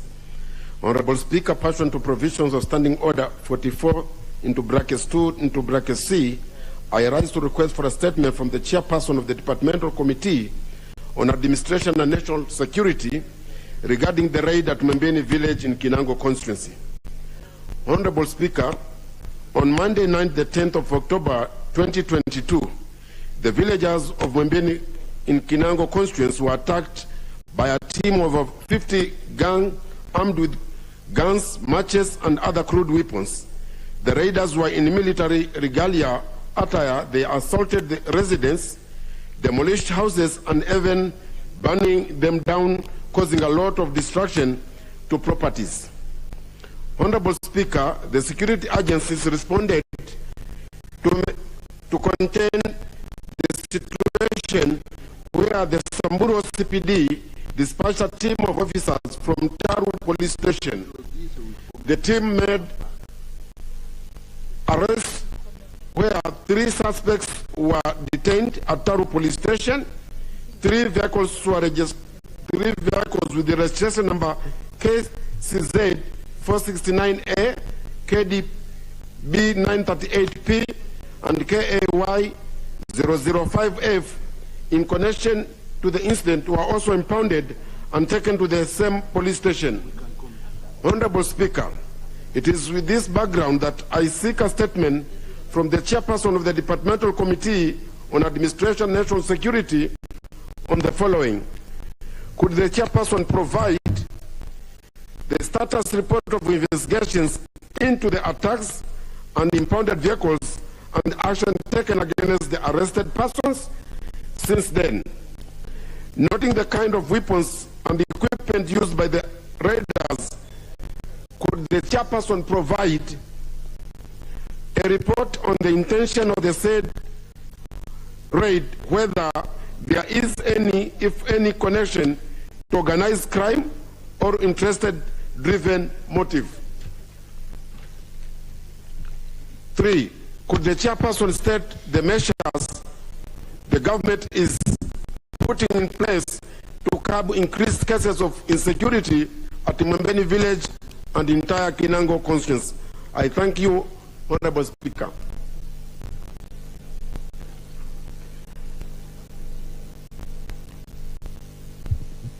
Thank you, Honorable Member. That was brief. You had actually more time. That's okay. The Honorable Member Prontos Akunja, Member for Loima constituency. And Honorable Members, will allow all the statements to be made, all 4 statements, then you'll have an opportunity to comment and debate on those questions. Thank you. Thank you, Madam Speaker. Madam Speaker, I rise to give a statement regarding exploitation of hunger safety net beneficiaries by the bank and the bank agents. Honorable Madam Speaker, pursuant to Standing Order 44-2C, I wish to request for a statement from the chairperson of the Departmental Committee on Social Protection regarding exploitation of beneficiaries under the Hunger Safety Net Program and other cash transfers program in ASAL areas. Honorable Madam Speaker, Hunger Safety Net Program, commonly known as HSNP, is one of the cash transfer programs implemented by National Drought Management Authority NDMA under the National Safety Net Programs, collectively called Inua Jamii, aimed at ensuring well-targeted use of cash transfer programs to support some of the most vulnerable and poor households in the country. However, these funds do not achieve their intended objectives as unscrupulous agents subcontracted by banks to pay beneficiaries have monopolized machines for cash withdrawals and force beneficiaries to buy and borrow goods from their shops at exorbitant prices to exploit the beneficiaries. Honorable Madam Speaker, the NDMA offices are located in Lodwar Town in Turkana County, and the beneficiaries incur high traveling costs from far-flung areas or regions to report cases and access basic services like applying and replacing ATM cards.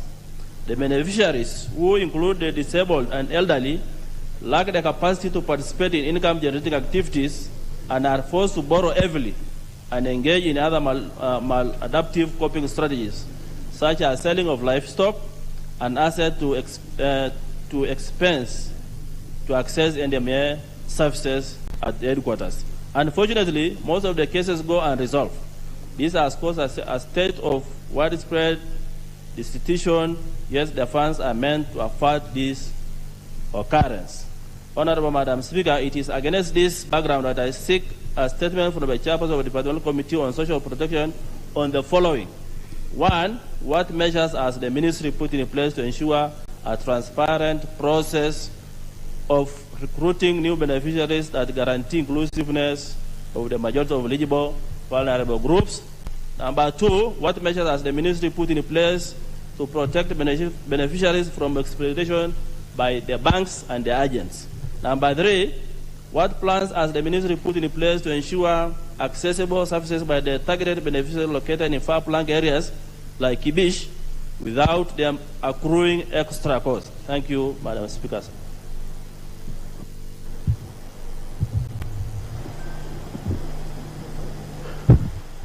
The Honorable Member for Kamukunji, Honorable Yusuf Hassan, you have a question? A statement, sorry.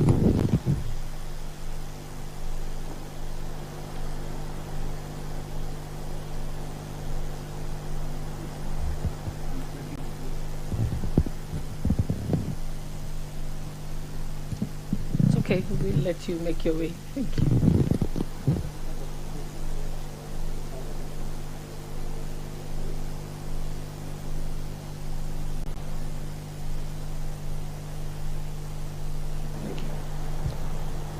Thank you, Madam Speaker. I'd like to request a statement addressing the financial crisis facing our public universities.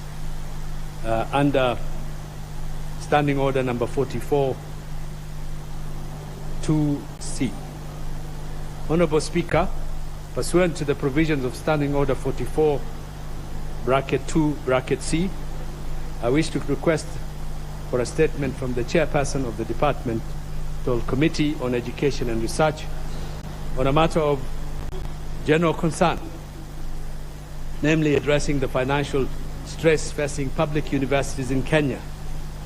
Honorable Speaker, our higher education sector is currently grappling with serious financial challenges.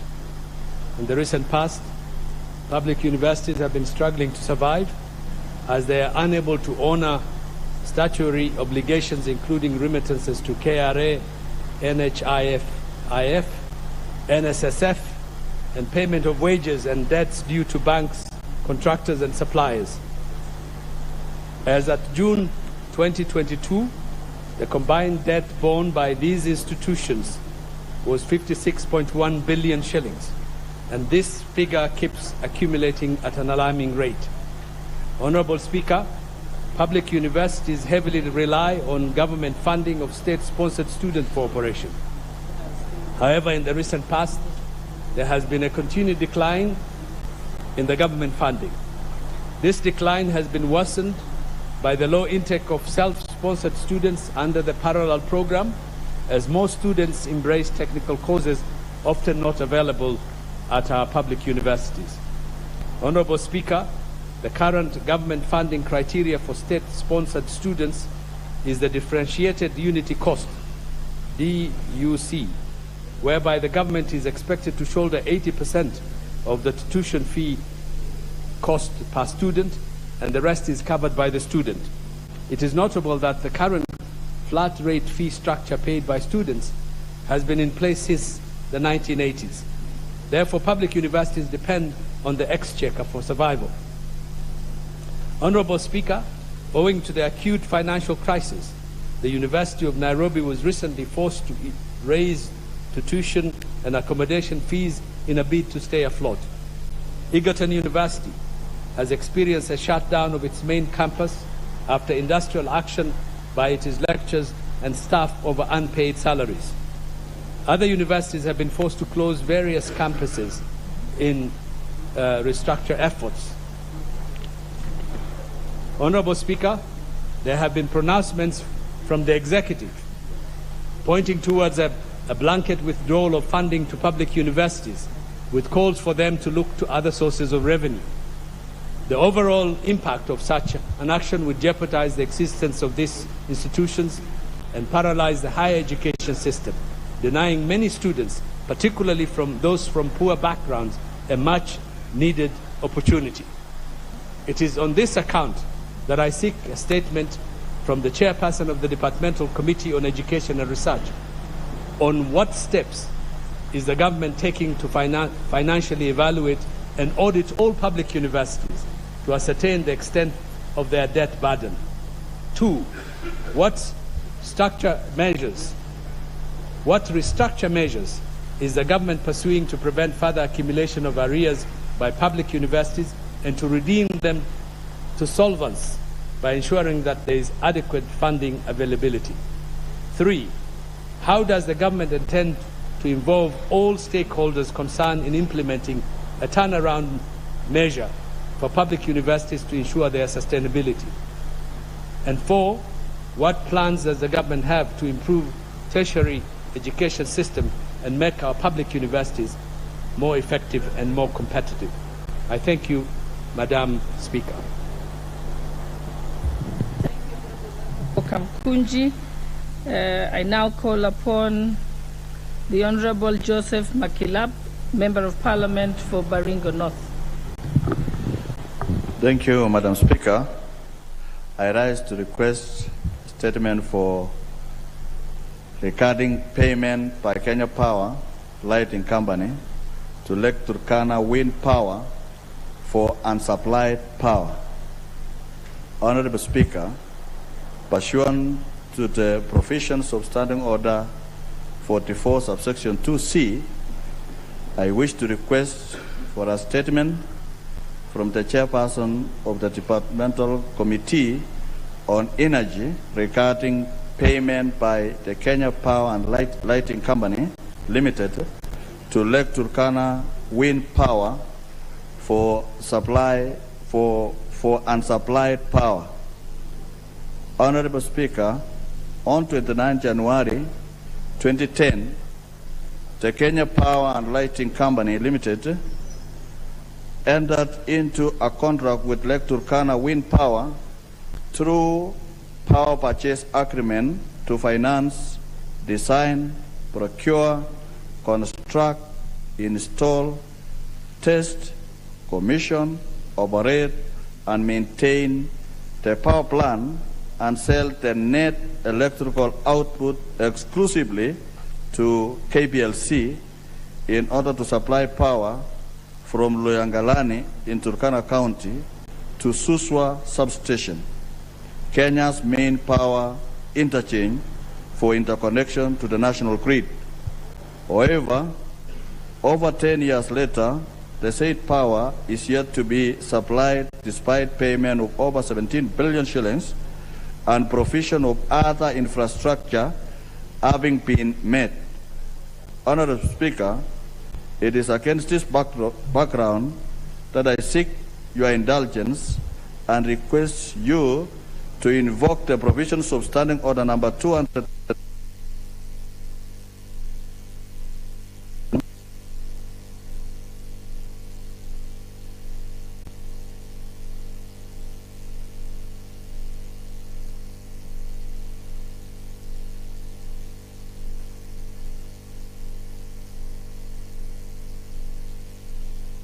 Other things, the following.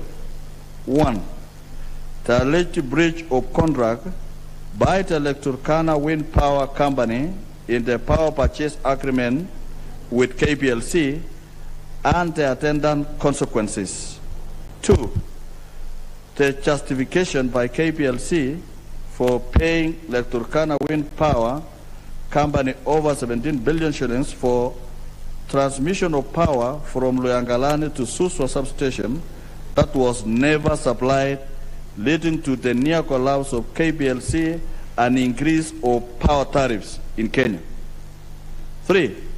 The total amount of money paid by KPLC to offset loan owed to East African Development Bank from the date of execution of the power purchase agreement to date. 4. The effect of payment made to Lake Turkana Wind Energy on the rising cost of power in Kenya. 5. The details of the directors of the Lake Turkana Wind Power Company at a time of signing the agreement under reference with KBLC. 6, possibility of conflict of interest whereby the Director General for the East African Development Bank, the bank that provided the loan to finance the project, one Ms. Yeta Popo Fifin, is also the chairperson of KPLC Board of Directors. 7, the steps that the government is taking to ensure that such malpractices and pilferages from cartels or public funds through state corporations are put to a stop. And finally, any other matter that the committee may deem necessary concerning the project. I thank you, Honorable Speaker. Honorable members, I shall give opportunity also to the members of the chairpersons of the relevant committees to comment on the statements. But now I will call upon member for Maragua, Mary wa Maua.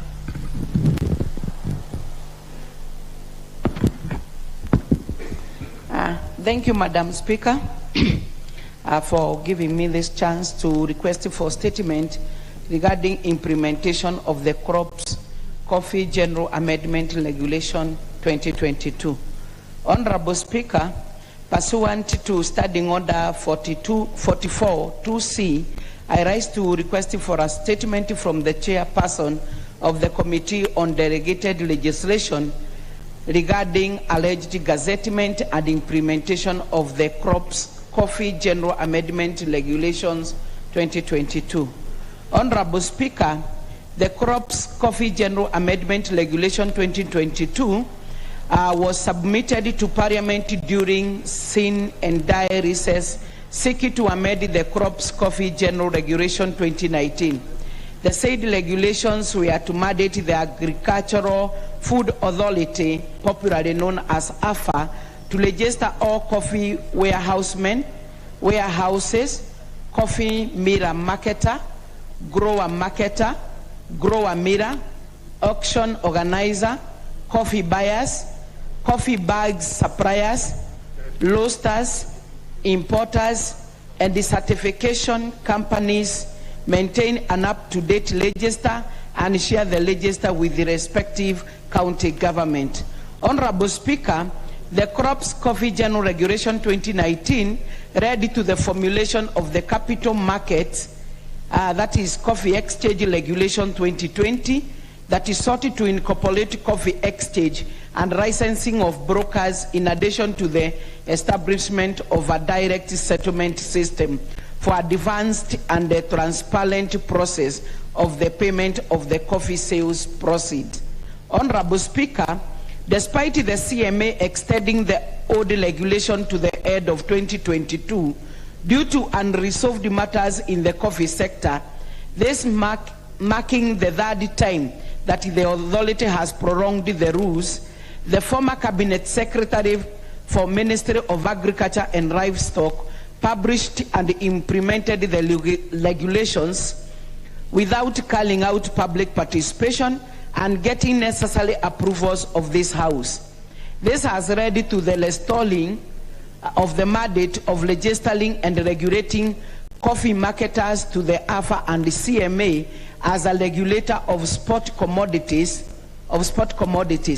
Having been gazetted, CMA has been barred from supervising the Nairobi Coffee Exchange, where it ought to have been allowed to supervise the auction as proposed under the coffee regulations agenda in the coffee sector across the country. Honorable Speaker, it is against this background that I seek a statement from the chairperson of the Committee on Delegated Legislation on the following. 1, could the chairperson clarify whether the Crops Coffee General Amendment Regulations 2022 were processed through Parliament as required by law, and if any, what's the status, approved or rejected? 2, could the chairperson explain how the statutory instruments submitted during recess or when the House is in sine die recess, could it take effect considering the timing the executive submits the instrument, thus taking advantage of Section 15(2) in regard to parliamentary scrutiny of statutory instrument, and in particular on the 28 sittings after the date of referral of the statutory instrument to the committee? 3, could the chairperson explain what action is the committee taking to ensure that the Parliament Act is amended specifically where regulations were annulled on the basis of substantive regulations matter carried in the regulations? Thank you, Madam Speaker. Thank you, Honourable Member for Maragua. I now call upon the Honourable Member for Seme constituency, Dr. James Kirkal. Thank you, Madam Speaker, for giving me the opportunity to comment on these statements. I'll comment first on the statement by Honourable Porter Sakuja on the hunger safety net beneficiaries, the exploitation by bank agents. Madam Speaker, this program of hunger safety net beneficiaries is part of the part and parcel of the whole safety social protection program in the country, which includes cash transfers for orphans and vulnerable children, and also the elderly persons, and also persons with disability. And they are all suffering from the same problem. Previously, these programs were actually implemented by different agents. For example, the cash transfers for the orphans and vulnerable children, elderly persons, and persons with disability were through post office. The cash transfers went through post office, and it works relatively well.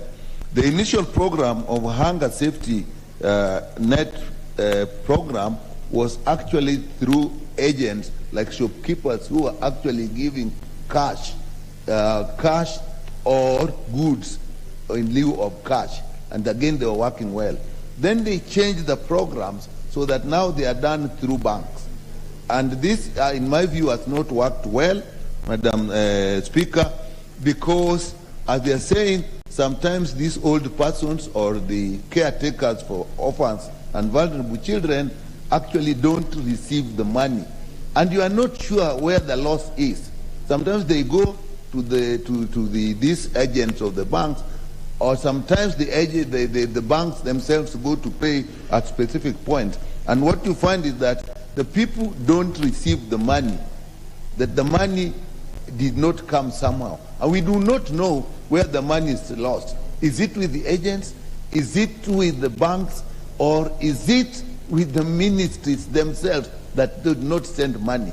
And many times when people go to seek this, and they even come through us, you actually find that you get like these statements. You will find the statement will come here, and in the next 2 months another statement is sought. So I think that what we may need with these committees is actually, when they bring these statements as inadequate, we need to actually call the responsible cabinet secretary to come to the committees. Then those who are interested, members who are interested, and there'll be many, can actually attend those meetings and find out in details from the cabinet secretaries why these things are happening. These are extremely important. And now you see, Madam Speaker, we are now going around distributing maize and so on. But you see, the way we are doing it, when you go to a clan and say, we are bringing maize, everybody comes. And not all of them are actually deserving. So it is this program that actually is supposed to pick vulnerable people. And we need to know, in any clan, the chief, the assistant chief, and the clan elders can tell you the most affected family. And those are records that should be available to us through the social protection program. So when this time comes, before you even go out, you know the people you are targeting. If there is more food, yes, you can give others.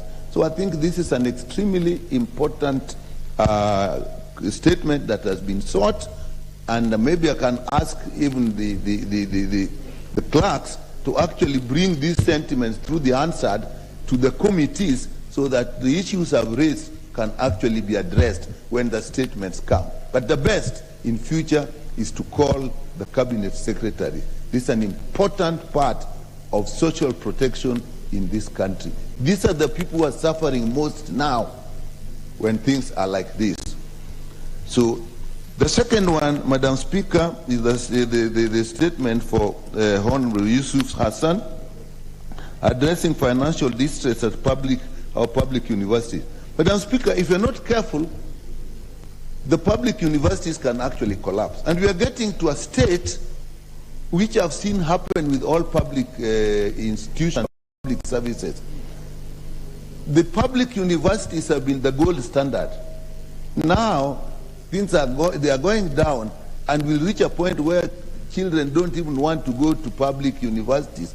What you are seeing with the health services, where they are actually looked down upon, and people see them as third rate, not even second rate, and only for poor people.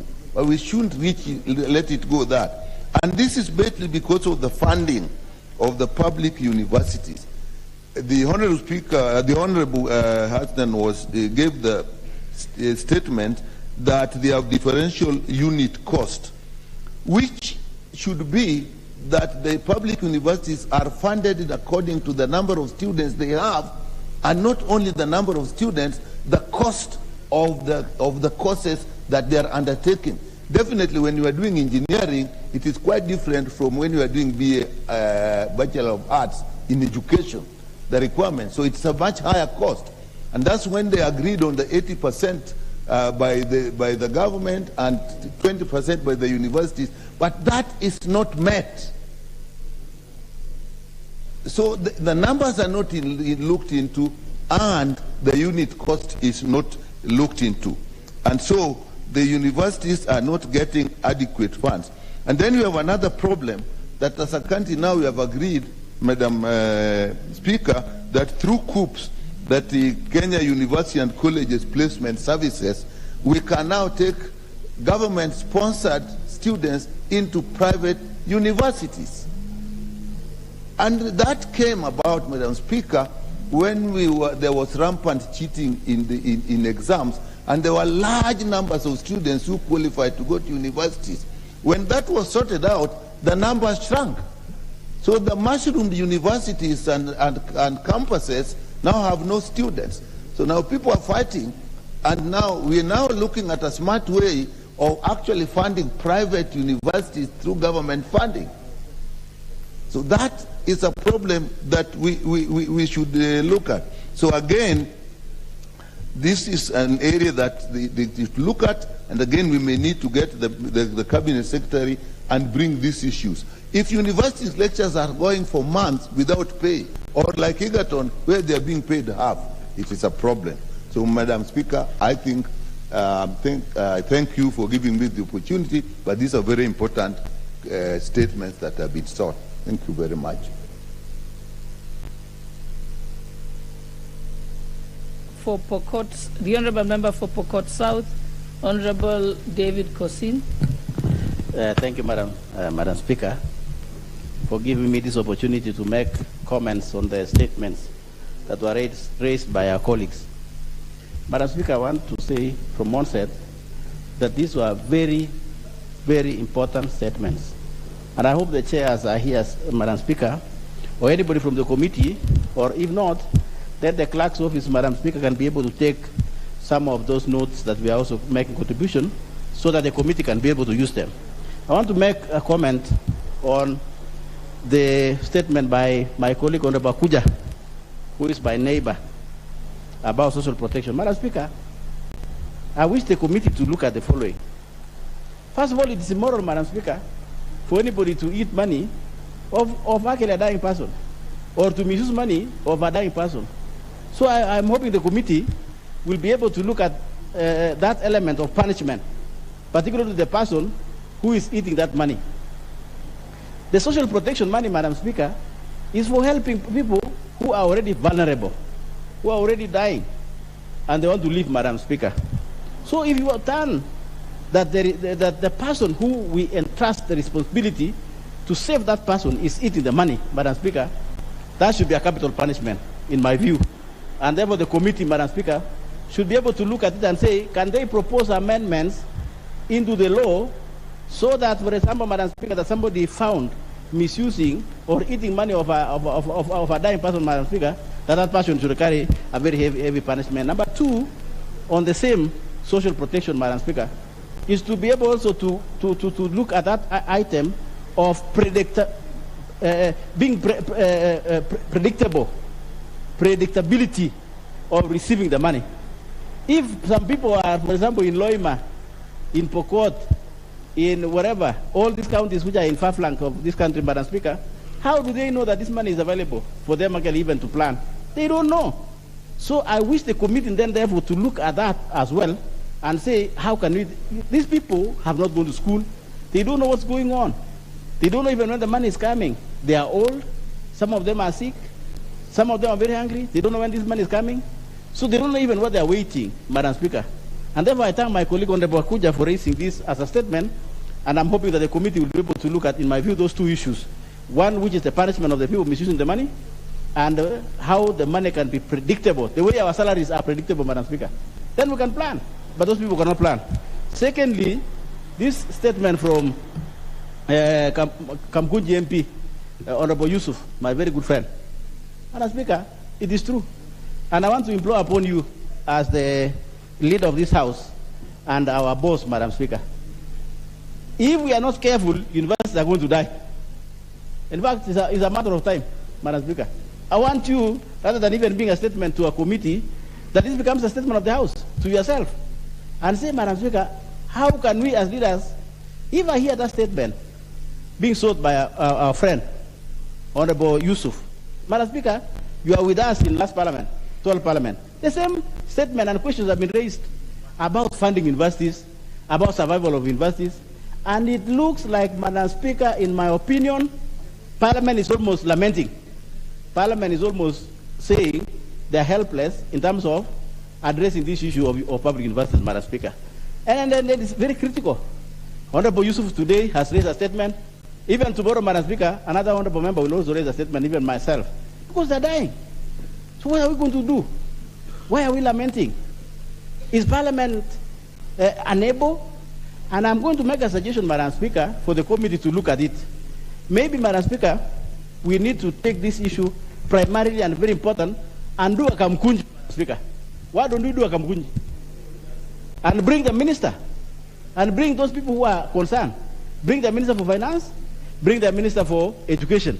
Let them come to the House, and all of us as members of Parliament can address this issue. So, not necessarily, Madam Speaker, that we should wait until the amendment of standing order to allow our minister to come to the House. Madam Speaker, you have the power as a speaker to organize a Kamkunji where you are chairing.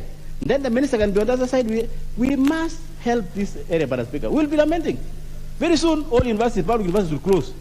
And Kenya will be a laughing stock, Madam Speaker. So I want to suggest that I am not sure that raising statements of Speaker. I thank you. No, you can have 2 minutes to finish your sentence. Yeah, thank you, Madam Speaker. I'm suggesting take it over, Madam Speaker. It's dying. The universities are dying. And we're going to lament. So that's my suggestion. We did one time, Madam Speaker, if you remember last Parliament, 12th Parliament. There was problem in budget. There was really problem in budget. So what happened? The chairman of budget organized a Kamkunji. He brought the Minister for Finance here. And even this CDF thing, we can also bring the minister here and do what? And do a Kamkunji. We are closing, we are going home. Where is CDF? Bring the minister here, Kamkunji. We sort out these issues. Madam Speaker, maybe as I close, you need to consider that Kamkunji, maybe you put in standing order. That if there is a question of very important national importance, we do a Kamkunji, Madam Speaker, rather than a committee. I thank you, Madam Speaker. Thank you, Honourable Member. I do hope that the clerks are noting that, so that those notes can be provided to the relevant committee. I now call upon Member for North Imenti, Honourable Rahim Dawood. Thank you, Madam Speaker. Madam Speaker, I want to comment on a few of the statements which have been requested. But before I do that, Madam Speaker, earlier I had asked a question to the Minister for Information. And Madam Speaker, it is so sad that the MD for KBC, Naim Bilal, who was arbitrarily stopped from working, but until he had to go to court because he was perceived to be on one side of the coalition of the political parties, and because of that he was not allowed to proceed with his work, and the courts have already ordered that he should go back to work at KBC as an MD, but still the government and the CS should look into it so that he goes back to his work. Thank you, Madam Speaker. Madam Speaker, regarding the exploitation of hunger safety net, Madam Speaker, there is an issue that we have the social protection, not just the hunger, social protection, because the old people have to go to banks. They have to queue the whole day, and sometimes they are told 1 month or another month is not cannot be found in the records. I have tried severally with who used to be the PS, Mr. Marwa. I don't know if he is still there. I think he's still there. And I tried to get a list from his office, but unfortunately, to date, it's been over 2 years. I cannot get a list of the people who are on the safety net. Madam Speaker, we need to get to the bottom of this as a House so that each and every member is made aware of who amongst his people are on the safety net, Madam Speaker, because these old people cannot go all queue there in line the whole day waiting for money. Maybe they may not get it the first day, maybe the second day or the third day, and they come from very far, Madam Speaker. Madam Speaker, regarding the Kenya Power lighting project by Honorable from Baringo North, Madam Speaker, it is criminal that we paid for power when we are not even consuming that power, and somebody along the line paid like Turkana wind project the money because one of the lines could not be constructed on time. Madam Speaker, those kind of things are criminal and people should be brought to justice, because we cannot as a country afford to lose so much money in billions and billions. The last one is regarding the universities, public universities. Madam Speaker, we cannot have our public universities be doing, giving out the, what do you call it, money which is there from the Ministry of Education, which is not enough to run those universities. So, Madam Speaker, we need to get to the bottom of this and get the universities running. Thank you, Madam Speaker. And I will appreciate if my question on the Ministry of ICT will be handled together with Mr. Naim Bilal's question as well, so that when the Minister for ICT comes in, he gives us an answer why Mr. Bilal is not the MD any longer, even though there is a court order. Thank you, Madam Speaker. Thank you, Honourable Member.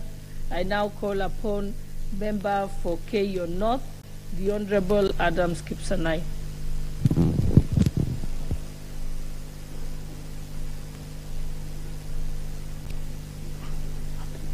Thank you very much, Madam Speaker. Yeah, I join to support this communication, Madam Speaker, that universities should be funded, because currently our institutions are facing many challenges to a level whereby our students are at limbo as to whether they are going to proceed with their education or not. Madam Speaker, staff of universities are also facing challenges in terms of getting their remuneration, Madam Speaker. Madam Speaker, I want to urge the government going forward that they must prioritize funding of our institutions to ensure that our universities are getting what it deserves. Madam Speaker, the government is putting priorities in many areas, including roads, security, forgetting that education is one of the major driver of economy in our country. Madam Speaker, I want to urge that going forward, as much as we prioritize health, we must ensure that education is also given the same emphasis. So by doing so, it will allow our institutions to spur and also protect children from needy backgrounds to get education from and to protect them from private institutions who are there to meet their money. Madam Speaker, I want to be brief and to support this. Thank you very much. The Honourable Member for Emuhaya, Honourable Mboko Milemba. Thank you, Honourable Speaker, for giving me this chance. Honourable Speaker, Madam Honourable Speaker, thank you very much. And also I want to congratulate and appreciate all the members who brought the statements.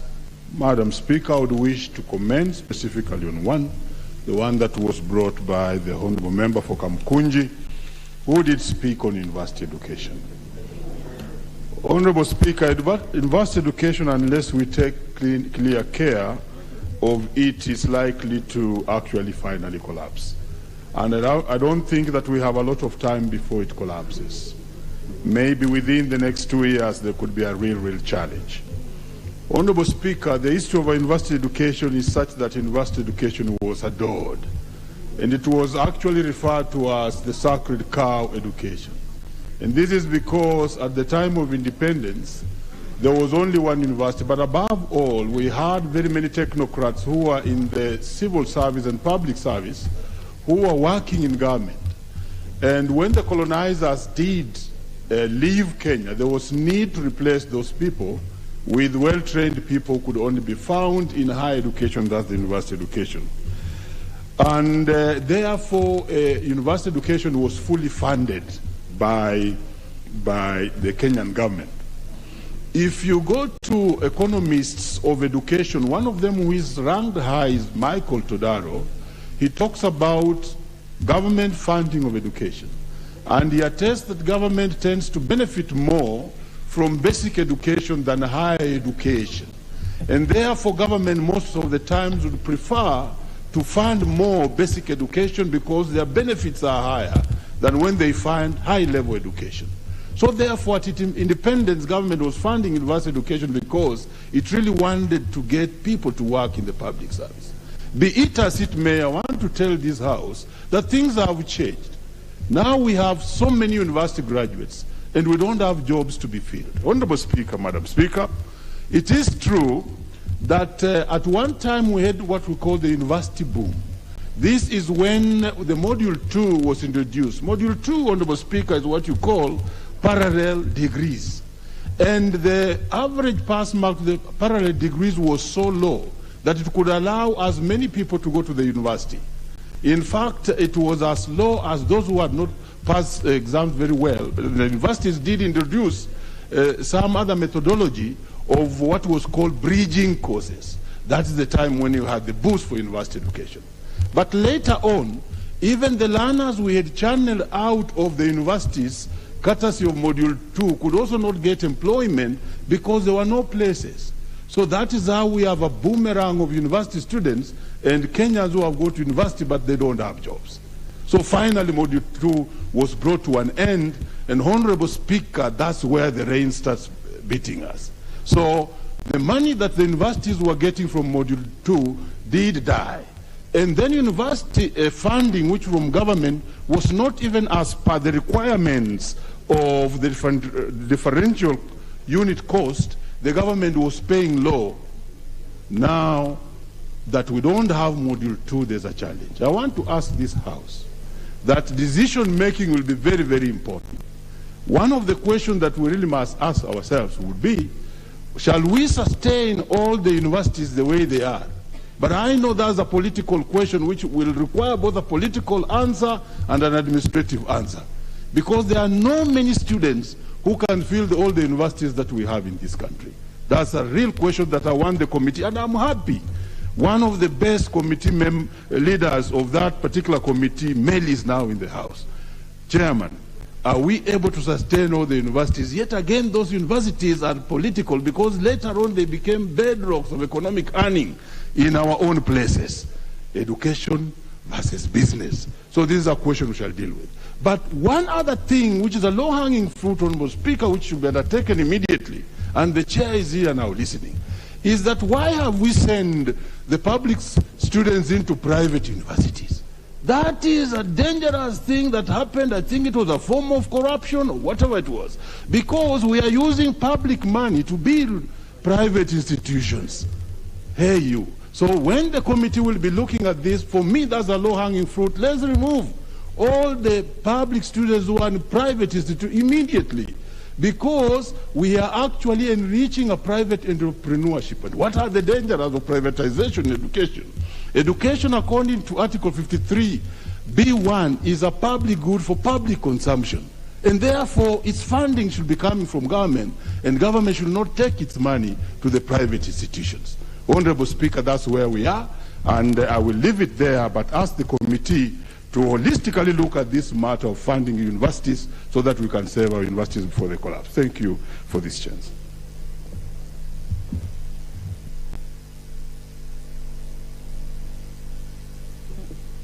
All right. Member for Kilgoris, Honorable Julius Sunkule.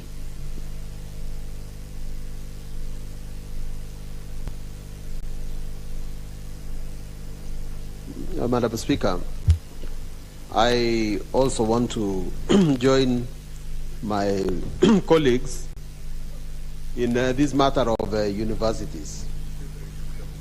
Madam Speaker, some of us went to university when education in the university was fully funded by the government.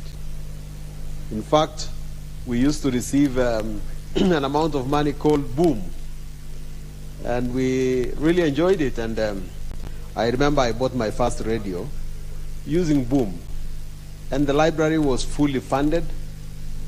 Everything was going well, and I'm talking about the University of Nairobi. And subsequently, the government started other universities, because Kenyatta University was a university college, and it was elevated to the second university in Kenya. Then came other entrants, Moi University. And the universities proliferated. There came JKU CAT, that we called at that time. And they became so many. And after some time, you could ask yourself a number of questions. First of all, university needs professors to lecture. And we all know that we were taught by professors at the university. But today, I ask myself, where are the professors going to come from to lecture to our students? We have made so many places universities that, in fact, I don't know whether we can sustain it that way. A policy needs to be put in place so that we can revert to a situation of quality. There is no two way about it, Madam Speaker. The government must fund universities. Otherwise, then you let them go through some unorthodox systems of enrolling students the way they did it in that Module 2, and getting people who can pay rather than people who have passed exams. So I would urge myself that the Ministry of Education do find every means possible. And one of the ways of stopping this very, very expensive education that we have is to stop the proliferation of branches. That every university, I sometimes find a Mount Kenya University in Kisii, and I find a Kisii University in Mombasa. I mean, this kind of thing, Madam Speaker, are the things that are making our education very expensive. But if we reverted to a situation where university is really a university with the proper professors in place and the government coming in to pay for those students, I think we will be very closer to the situation, the truth. And we have no way of doing it. We just have to stand up as members of parliament and say that we have to save our universities. I support.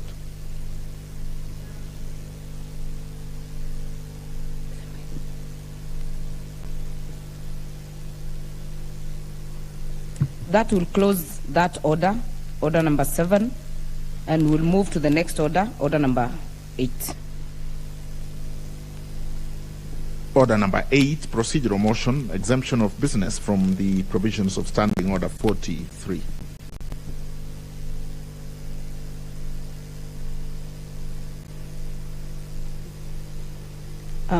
Madam Speaker, I rise to move that this House resolves to exempt the business appearing as order number 10 in today's order paper from the provisions of Standing Order 43, being a Wednesday morning, a day allocated for business not sponsored by the majority leader or minority party, or business sponsored by a committee. Thank you, Madam Speaker.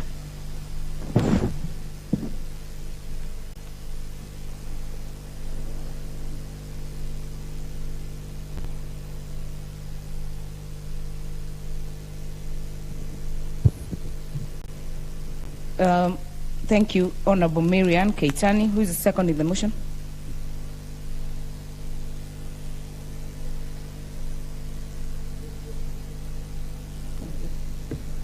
I ask Honorable Adams to second the motion.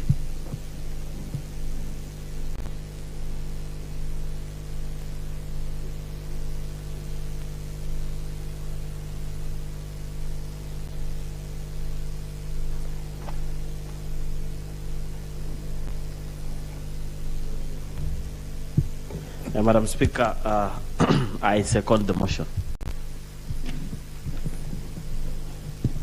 Therefore, I propose the motion that this House resolves to exempt the business appearing as order number 10 in today's order paper from the provisions of Standing Order 43, being a Wednesday morning, a day allocated for business not sponsored by the majority or minority party, or business sponsored by a committee.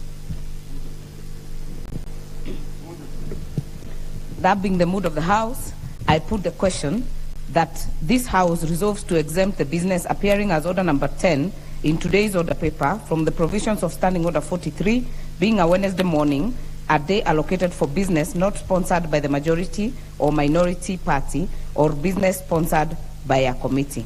As many as are of that opinion say aye. As many as are of a contrary opinion say nay. The ayes have it. Order number 9, motion, publishing of the rules and regulations for private land use and management in regard to the minimum and maximum land holdings in Kenya. Resumption of debate. Honorable members, this motion has a balance of 1 hour and 25 minutes.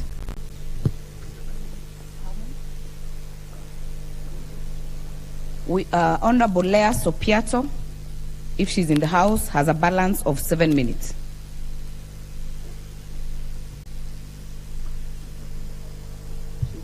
If she's not, we'll give this chance to the Honorable Member for Mosop, Honorable Abraham Kirwa. All right. This chance will now go to the Honorable Member for Mumias East, Honorable Peter Salasia. Madam Speaker, sir, I have just a comment. Madam Speaker, I have just one comment to make in regard to a statement that was made by this Parliament by Honorable of Kamkunj, and he talked about our universities. It's very much unfair, more so to my university, which was Egerton, that it has closed. It has had many... Order, Honorable Salasia. Yeah. Honorable Member, that issue on statements is closed. We are now on the motion by the Honorable Ferdinand Wanyonyi. So you're totally out of order. The next chance, okay, Madam Speaker. The next chance will go to the member for Lungalunga, Honorable Chiforomodo.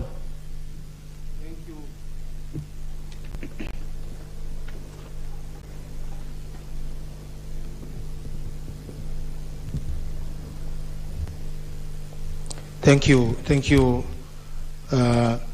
Madam Speaker. I rise to support this motion by Honorable Wanyonyi. The management of private land must be looked into. because today those who are land grabbers, they use this opportunity so much to curtail the people, to make the people suffer and the poor lose their land. I want to stand here and attest that we have areas in Lunga Lunga, to be precise, Yungi Island, Parbat land in Kiwegu, Tswaka area, Minanasini in Zombo Ward. These are areas where the locals have been threatened by the private landowners who just come up the other day, and these people have been occupying those land for so long. These are just but examples. What I mean is the land, the private land law needs to be looked into, because people sit in Nairobi here, they just see land which is open from the map, and then they start creating some private companies, blah, blah, blah, and then they go to the ground and claim that that's their land. Well, when they reach there, they liaise with the chiefs, with the provincial administration, and then they terrorize the locals. This is unacceptable. We want to stand firm as a house and actually support Honorable Wanyonyi to proceed and ensure that we implement his proposal so that our people can be safe and at least every Kenyan can own a piece of land. We cannot have a situation where just few rich, gluttony, and people who have money own big chunks of land in the expense of the poor in this republic. We are not saying that people who are business people, investors, should not be given a chance to invest in land. No, but let it be done in the right way. And again, not in the expense of the poor person. Otherwise, I rise to support the motion by our senior Honorable Ferdinand Wanyonyi. Thank you so much, Madam Speaker. Member for Nandi, Honorable Cynthia Muge.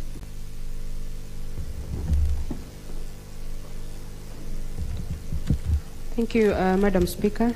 I also rise in support of the motion that has been moved or brought to the floor of this House by Honorable Ferdinand Wanyonyi on matters the publishing of the rules and regulations for private land use and management in regard to the minimum and maximum land holding in Kenya.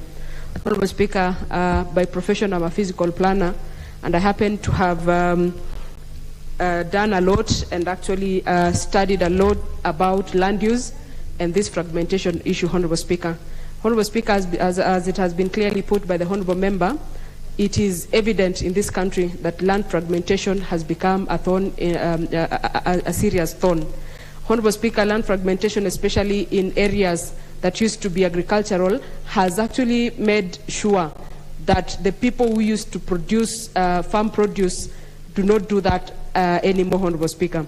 Honorable Speaker, I support this motion because, one, land fragmentation is uneconomical, and the reason why most of the lands are fragmented is because of the enforcement of laws.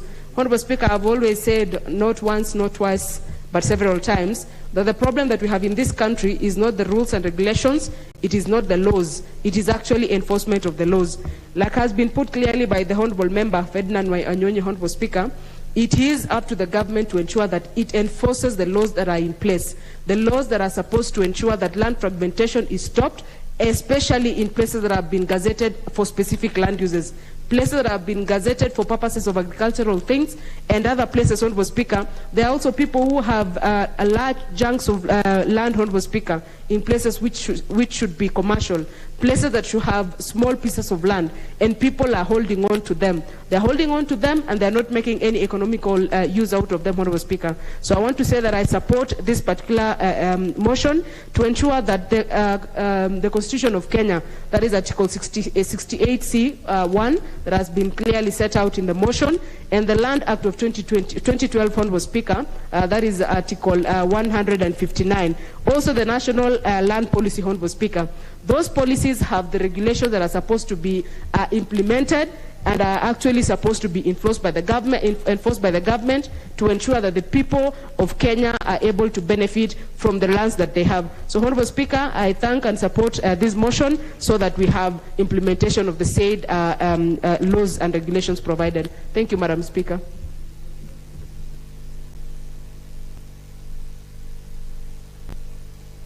Nominated member, Honorable John Mbadi.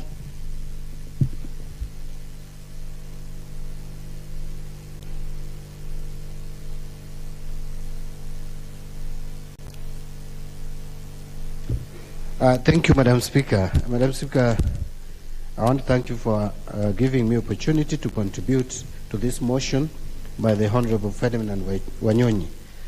Madam Speaker, there is a problem that we have in this country with land, and this became evident even after the 2007 general elections, and that is why one of those most critical issues that were discussed that time was on the issue of land use. And in the 2010 Constitution, we came up with a full chapter on land and environment, a full article, actually, in the Constitution on land and environment. And it was the understanding that once we passed the legislation, an act of parliament on better land use, then that would be followed by regulations which would help in specifying the minimum acreage of land or maximum that one individual can have, and to deal with the bigger problem that we have. And there are two issues, Madam Speaker, and I'm happy that Honorable Ferdinand Wanyonyi is spot on this. Number one is the issue of land fragmentation. Madam Speaker, for us to have food in this country, our land must be productive. We have so much productive agricultural land in this country which have been fragmented into smaller pieces which are not even economical for the farmers. And therefore what farmers do is basically to grow for subsistence. But we are not getting farming which is commercial in this country. Why? Because the agricultural land has been fragmented. If you go to my neighboring counties, where my friend here comes from, the Kisii County and Nyamira County, very fertile land, but has been fragmented, and so many tall buildings are coming up, which could be done. We could come up with a good land use, because the Kisiis also want to live. They want housing. So how do you balance off protecting the agricultural land and providing housing to the Kisiis, to the Merus, those densely populated areas, to the people in Kakamega? What we could have done was to come up with a proper land use where these people are settled, some houses are constructed, tall buildings, where you bring people together close to each other and protect the fertile agricultural land and use it to produce food. That is one area. You go to Kitale, the rate at which land is being subdivided in Kitale, Trans Nzoia, and all those areas in the Rift Valley, which we have all along called the basket, the food basket of this country. Give it just a few years, you will find that these areas are not able to feed this country, because the land will be uneconomical. But two, and fundamentally, we also have areas where land, huge tracts of land, lie fallow, owned by even some of us here. Some of us here, I have no evidence, but I am sure there are members of parliament here who even own hundreds of acres of land. But they are doing nothing with them. They are just driving there over the weekend, enjoying how they are rich. When they are compiling their wealth declaration, they put how they have billions of shillings, which is not, in real sense, does not exist. There is no reason why you should own tracts of land. You are not even doing anything on even 1 acre, and you have 1,000 acres of land. What would one individual do with 5,000 acres of land? Why can't you sell it to other people who can put it to productive use? We are not saying it should be repossessed, because that route has been taken by some countries and the results have never been positive. Zimbabwe tried it, it was never successful. So don't go and take forced land from people, but encourage Kenyans. Buy even land from them. The government can buy land from these individuals. You can ask them to surrender land, give them money, give that land to farmers who want to really do farming as their main economic activity. So, Madam Speaker, this thing is achievable, it is doable, but there is no will. And I hope, it is my prayer, that the new CS for lands is going to think outside the box and help. We don't want to hear people threatening and scaring communities that, you know, there is a motion that has been passed in Parliament that now you are going to own a maximum of 10 acres of land. No one is saying that. And you don't have to have a uniform maximum acreage of land. Because there are places like in Masai land, someone can even have 50 acres of land, 100 acres of land, and the economic use for which it is put requires that vast piece of land. But there are other areas where you can reduce the maximum land ownership to some reasonable acreage. Madam Speaker, I think I would go on and on. I hope that the government is going to take this motion seriously and implement it. And the Committee on Implementation, once we pass such a motion, you should move with motion also and make sure that it is actualized. Thank you, Madam Speaker. Member for Sirisia, Honorable John Waluke.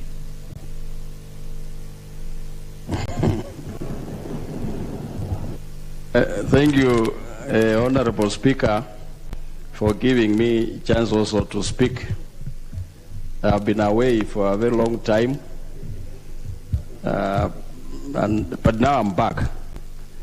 I want to thank the members who stood with me during that bad time. Madam Speaker, land is very important to this country, and we live because of food and water.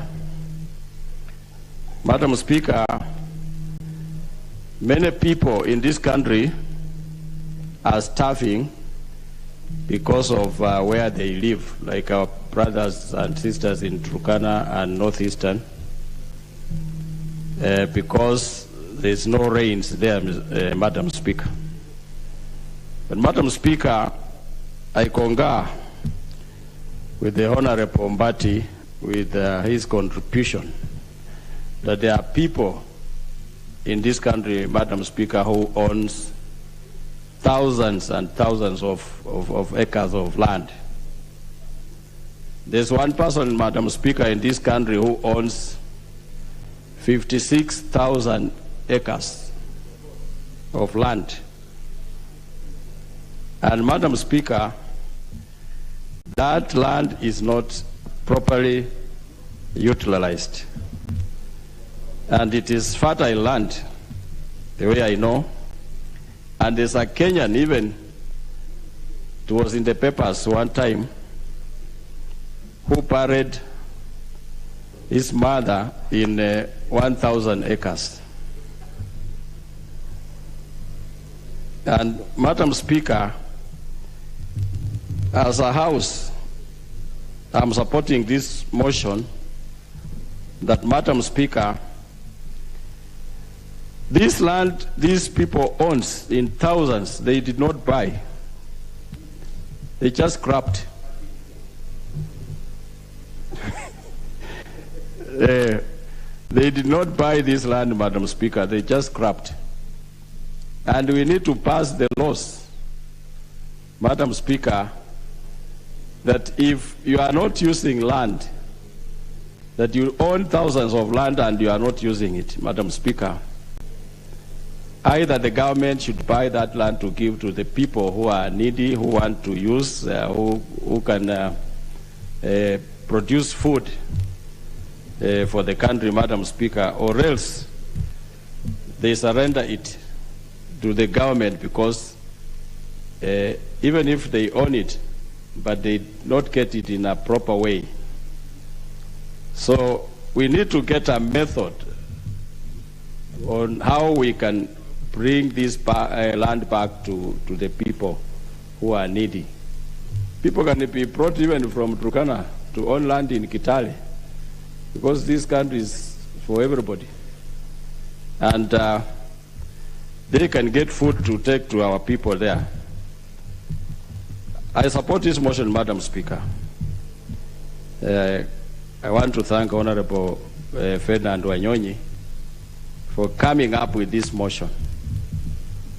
And we need to be serious, and on a motion like this one, Madam Speaker, when we pass it, action must be taken so that we save this country from those crappers. There are forests, Madam Speaker, when you pass, sometimes when I pass on my way in a plane, when the trees are cut down, Madam Speaker, there are people, tomorrow, over 1,000 people have gone to that forest, building temporary houses, crapping forest land, Madam Speaker. We need to adjust the laws for the forest so that we protect the forest cover for this country, Madam Speaker. Because the way this country is going, Madam Speaker, in another 20 years, if we are going the way it is going, we are all going to die if we are not serious with our forest cover. The water towers are taken over by by crappers. So, Madam Speaker, I support that the implementation committee, when this motion is passed, Madam Speaker, it should be implemented with immediate effect. So, I support. Thank you, Madam Speaker. Honorable members, allow me to recognize the following students seated at the public gallery. Number 1, AIC Kipsangui Boys High School, Soy constituency, Uasin Gishu County. Number 2, Kabungut Boys High School from Bomet Central constituency, from Bomet County. On behalf of the House and on my own behalf, allow me to welcome them to observe the proceedings of the House. The next chance will go to the member for North Imenti, Honorable Rahim. Thank you, Madam Speaker.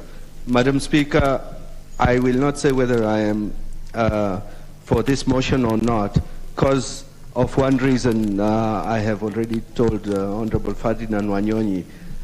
When we say regarding minimum land should not be a case at all, because there are places like Honorable Badi has just talked about, Meru, Kisii, Nyamira. Yes, what if somebody has only 1 acre of land and then the Committee on Implementation says that is the minimum? We should have different categories of minimum, whether it is in an urban area or semi-urban, because that is how it should be. Madam Speaker, when we say maximum, yes, I agree with the maximum rule, where we should put land to productive use, because Article 60 land policy says you have to have security of land, and that is enshrined in the Constitution. But Honorable Waluke, when he was talking, I think he talked from both sides of his mouth. When he said that there is a person or a family which owns 56,000 acres of land, which they were given for free, Madam Speaker. if they were given for free in one sentence, he says, and in the next sentence he says, we should pay them for that land so that they can give it to people to do productive. I think if it was given for free, then it should be given back for free, not be sold. So, Madam Speaker, when we are talking about land, land is an emotive issue in this country, and we should have, where people have got big tracts of land, we should come up with a policy that if you are not using that land for productive use, then you have to pay money for that land to be there. Because if you are not going to use it, let other people use it, or let it be leased to other people. Because if it's freehold land, then definitely because of Article 60, you are protected by the law, that because of security of land rights and everything. But that does not, it's not a blanket protection by the law. We should see how we can lease that land at a minimal cost, or otherwise the landowner every year should pay land rates, because Madam Speaker, a freehold land does not attract land rates. And we need to know that if somebody has got obscene, like he said, 56,000 acres. I'm wondering, some people even have 100,000 acres. Some people even own a whole county. 60% of the county is owned by an individual. And if that is the case, then, Madam Speaker, they need to pay for that land per acre. And that is when Honorable Ferdinand Wanyonyi from Kwanza needs to come up with what reparations can be done, because otherwise we are just going to have people owning land and not being put to productive use. Madam Speaker, on the minimum acreage of land, in urban areas, Madam Speaker, we can definitely not put it. Because if I were to say in my constituency, it's urban and semi-urban. If I was to go to one of my wards, municipality ward, if I do less, if I say it's half an acre, what if that person has got children, who has got 5 children and he's just got half an acre? How is he going to divide that half an acre? Will he wait for them to kill each other so that they can inherit that land? No. Madam Speaker, the minimum should not apply to urban centers and urban areas, because that way, that land anyway, it is not being used commercially for growing crops and all the other things. So, Madam Speaker, as much as I want to support it, I will support it in the maximum, but on the minimum, I will not support. Thank you, Madam Speaker, for giving me this chance, and I hope we can get down to this as early as possible, because I remember this had come, this kind of motion had come in the previous 2 parliaments where we were there, but nothing happened of it, and I hope this time they can do something about it. Thank you, Madam Speaker. Member for Mandera South, Honorable Abdul Haro. Thank you. Thank you, the Honorable Speaker. I stand to support the motion by Honorable Wanyonyi, Senior Wanyonyi, the motion on seeking to limit the size of land that one can own. I concur with most of my colleagues, especially on the question of excessive fragmentation of land in this country, and also the question of individuals owning huge chunks of land where many Kenyans are actually languishing in very, very small pieces of land. And particularly coming from a pastoral region, we used to think pastoralists have huge chunks of land which is not occupied. But of late, we have seen a lot of fragmentations coming up, and you know pastoralism is hinged on mobility. So if you have fragmented pieces of land because they are private land owned by specific individuals, then it means there is no pasture for the many livestock that we have, and the problem becomes even more serious during the drought period like the one we are going through currently. According to some studies, only 20% of our population owns about 65% of arable land in this country, and this is gross, inequality, and it's something that needs to be corrected. Honorable Speaker, food production is a question we are grappling with right now. Yesterday we had a heated debate here on maize, GMOs, and all of that because of this cardinal question about food insecurity, which also translates to nutrition insecurity for our people. We need land for food production. But if individuals hold huge chunks of land, some holding up to 500,000 acres of land, then it means we will be left with those very small fragmented pieces of land, which is not even enough for families to produce even what we call the kitchen gardens in this country. So I strongly support this motion and thank Honorable Wanyonyi for bringing up this motion at this juncture in time. I think this is timely and most welcome, and it only goes far in terms of making us realize and also bring our attention back to Article 68C of the Constitution, which provides for the minimum and the maximum capping of what amount of land an individual can hold. Thank you, Madam Speaker, sir, for the time. Madam Speaker, sorry. The next one will go to the member for Mogotio, Honorable Kiborek.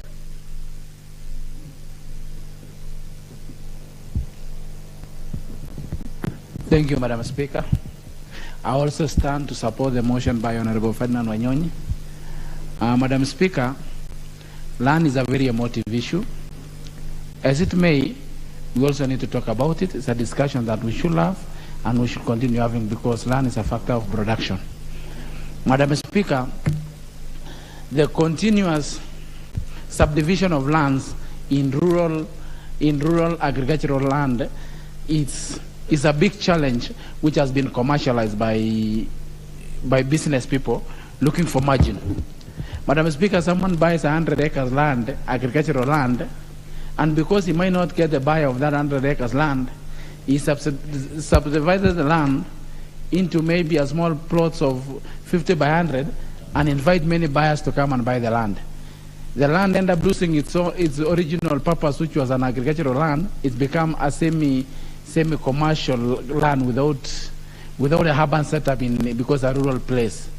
So we end up losing agricultural lands in places which were historically known for being the breadbasket of this country, such as the Njoro, Ngata, Wasingishu, Trans Nzoia, and other places, Madam Speaker, which were meant to feed this country, but it ended up being subdivided into small plots which cannot grow maize or grow even wheat or any other cash crop which can feed this country or even can be exported. So in terms of minimum, we should set up the minimum land. We should enforce the law of the minimum subdivision of land in rural areas so that it doesn't waste the land which was meant to go to agriculture. On the maximum, I agree that we should have laws governing the maximum land. So long as someone is utilizing the land, it can be allowed, he or she can be allowed to use the land as he is for the intended purposes.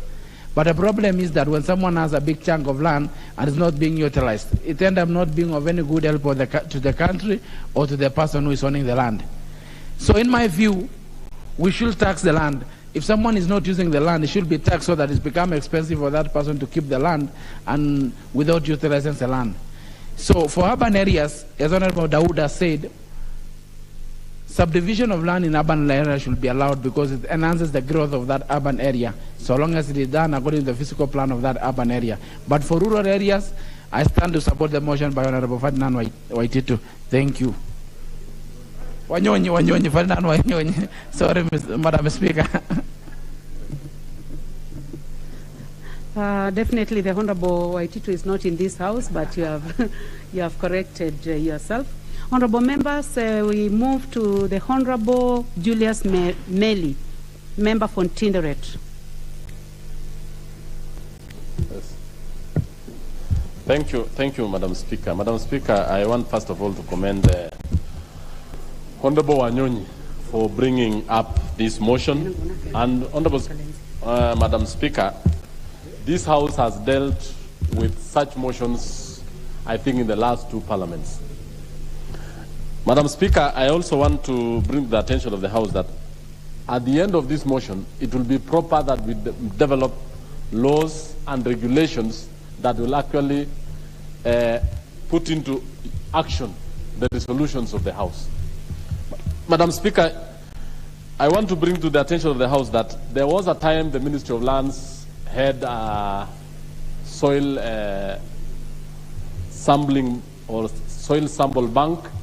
We also took what we call the land bank.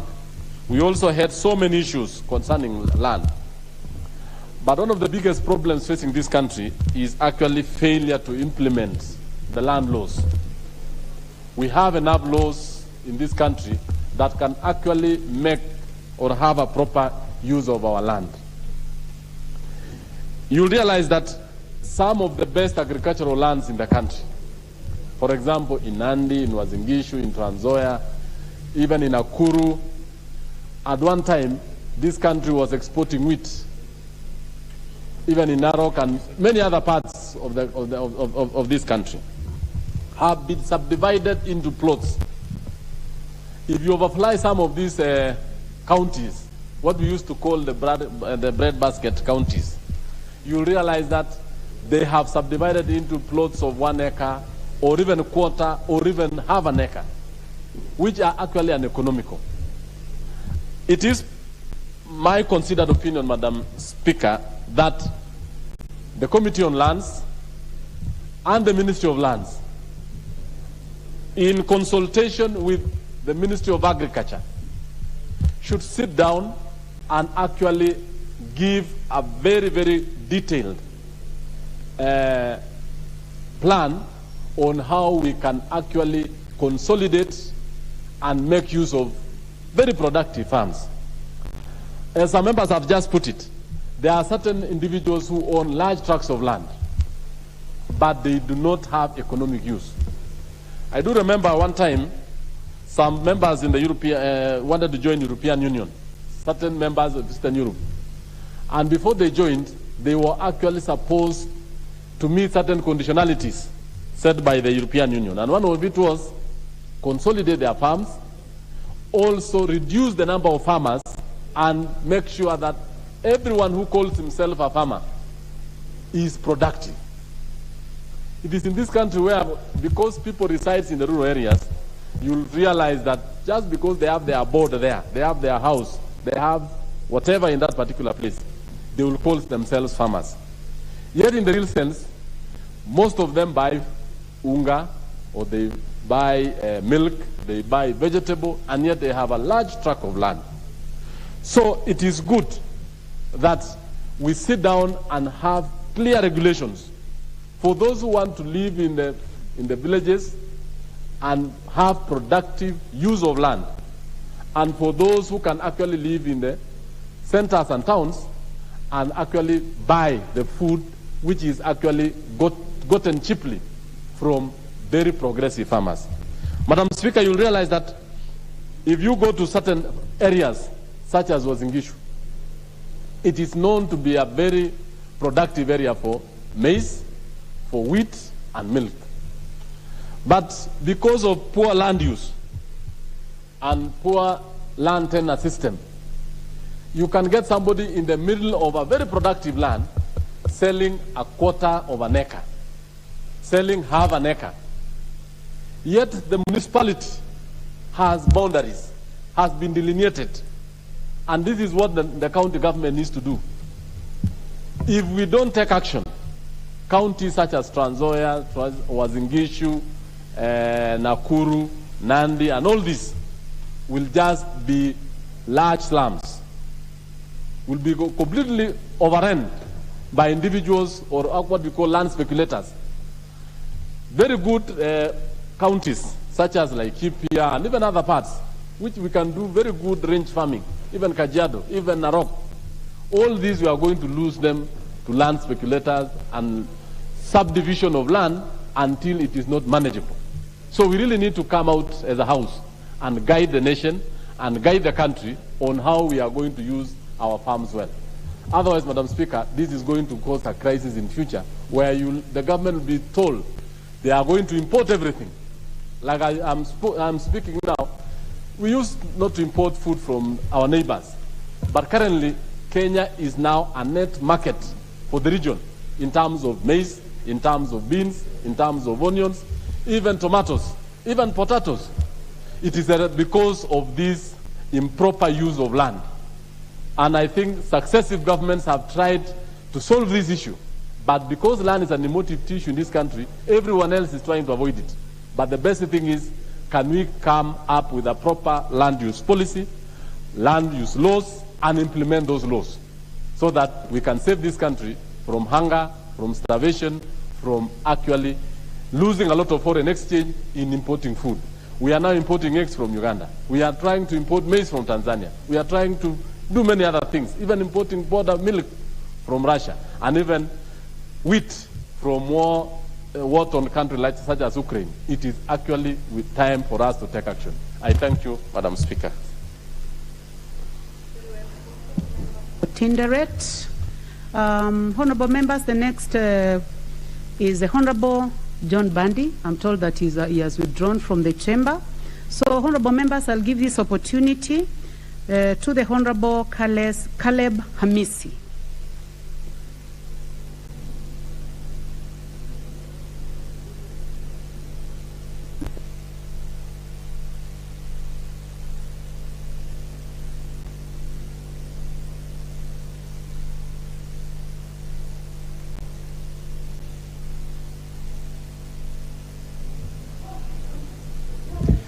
Thank you, Madam Speaker, for giving me this opportunity to add my voice, and also congratulate my neighbor, Honorable Ferdinand Wanyonyi, for coming up. Being my neighbor, of course, we face the same challenges of land fragmentation. Trans Nzoia has been known in this country as the bread basket of the Republic of Kenya.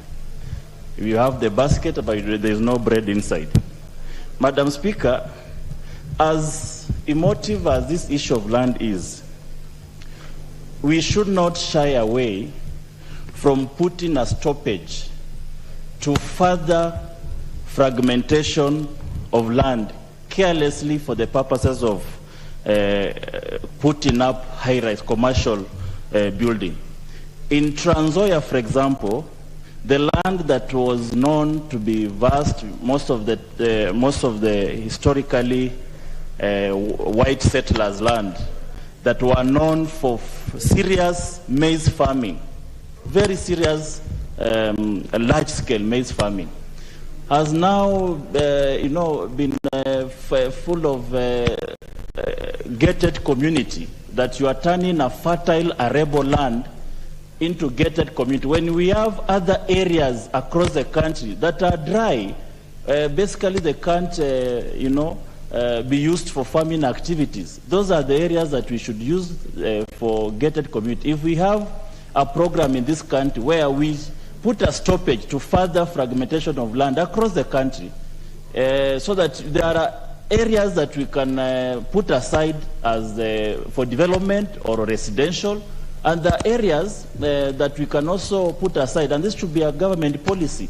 When you cross, those who have flown across Europe, when you are landing European countries, you'll see patches of residential land from above, and you'll see large tracts across that are not supposed to be residential. There is a farm law against putting residential houses in certain areas. It is basically purely for farming, and only those individuals who have the capacity to do farming are allowed into those areas. And this is exactly what needs to be happening. You look at across areas like Kiambu County that used to be large coffee farmers. There's no any acreage of coffee anymore.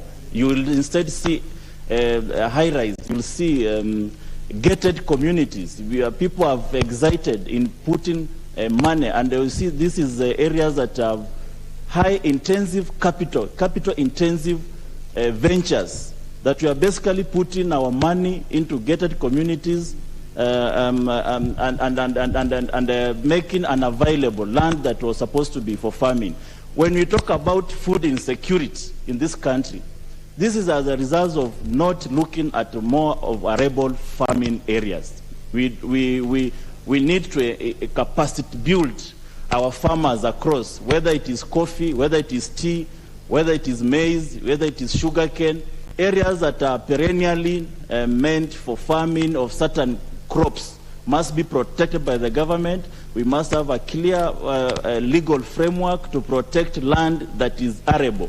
And the Trans Nzoia and other areas of the Rift Valley that are supposed to feed this nation, and mostly either the land is owned by large trucks, landowners who have left it fallow. They have not done anything on the land. It is people are just people are comfortable owning large tracts of land without use. There are only comfortabilities that I own acres and acres of land, and so and that gives them pride. But then pride without having a clear framework of making our land useful for the population is going to be disastrous to this nation in the long run. And Madam Speaker, I want to appreciate my neighbor for taking the steps to protect our land, to protect further fragmentation of our large-scale, farming land that is supposed to be used to feed this nation. We could not be talking about food insecurity if we could put more effort in preserving our large-scale farming. That is supposed to be where our country is. Food is a basic need. Land is a factor of production. These are areas we should not joke around. These are areas we should not. The new minister, once I think this should be part of his work. The new minister should come up with large land regulation so that land across countries are protected. Land that is supposed to be used for farming is used purely for farming. They can have a policy around whether it's from the county government, land is devolved, it is a devolved function. We must have a working program between the county government and the national government. You find ministers of lands in the counties, you basically ask them, what do they do? You are a CEC for land. What is your work in the county government? We know the CS for lands and the national CS for lands. His work is cut out. What is the CEC for lands in the county government? What is really his work? These are areas that we need the CECs across. We can have all the CECs across the county. We know this county is meant for farming this particular crop. How well can we guard it? That even if they are owned by individuals, let these individuals be guided by government policy, that you can only do this on this land. You cannot just misuse land because you own it. Some of the ownership of this land historically is a challenge. Some people, land was grabbed, the land was taken, through injustice means, and whichever way they acquired. But eventually, can we have a program of making sure that yes, you got an advantage to own you to be a large-scale landowner, but are you using it to help the entire country? Not just having land across. Being proud of it, proud of having a large-scale land farmer, but you are not farming. There's no pride across the whole country about just having land idle, nothing, building, selling, fragmenting. In fact, land fragmentation has become a business, that you buy land for prospective land buyers. People are now buying of land as a commercial business venture, where you just buy land, after some time you expect to sell at a higher price. You find the land is now skyrocketing prices. An acre of land in a place like Kitale, a land that's supposed to be for farming, an acre is going for 20 million. You wonder why? Because people are using it as business. People are using it as commercial. Up to when are we going to fragment our land? So, Madam Speaker, this is a timely motion, and I know after this motion, Mheshimiwa Honorable Wanyonyi should take a step to actualize it through a bill, so that we have a proper legal framework on how to guard our natural resources, our factor of production, and the land being one of them. We must guard our farmers, we must guard our landowners, we must guard what we all dear as a nation, and we must protect, and we must contribute to food security through preservation of our large-scale land farming. Thank you, Madam Speaker. Thank you. Let's now go to the Honorable Member for Imukur Dikir, the Honorable Johanna Ngeno. Thank you, Madam Speaker, for this chance also to put my voice on this debate, especially on land. Madam Speaker, all of us know that in Kenya, we have made the land, or we have made land a very big issue.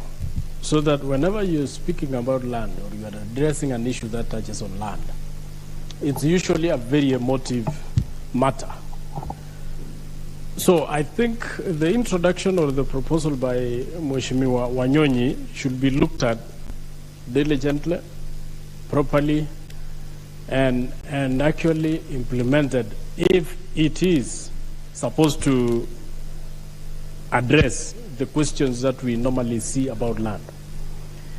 But most importantly, Madam Speaker, you need to remember that during the 2010 Constitution campaigns, this article was seriously buttressed, and it was one of the most contentious issues at that particular time.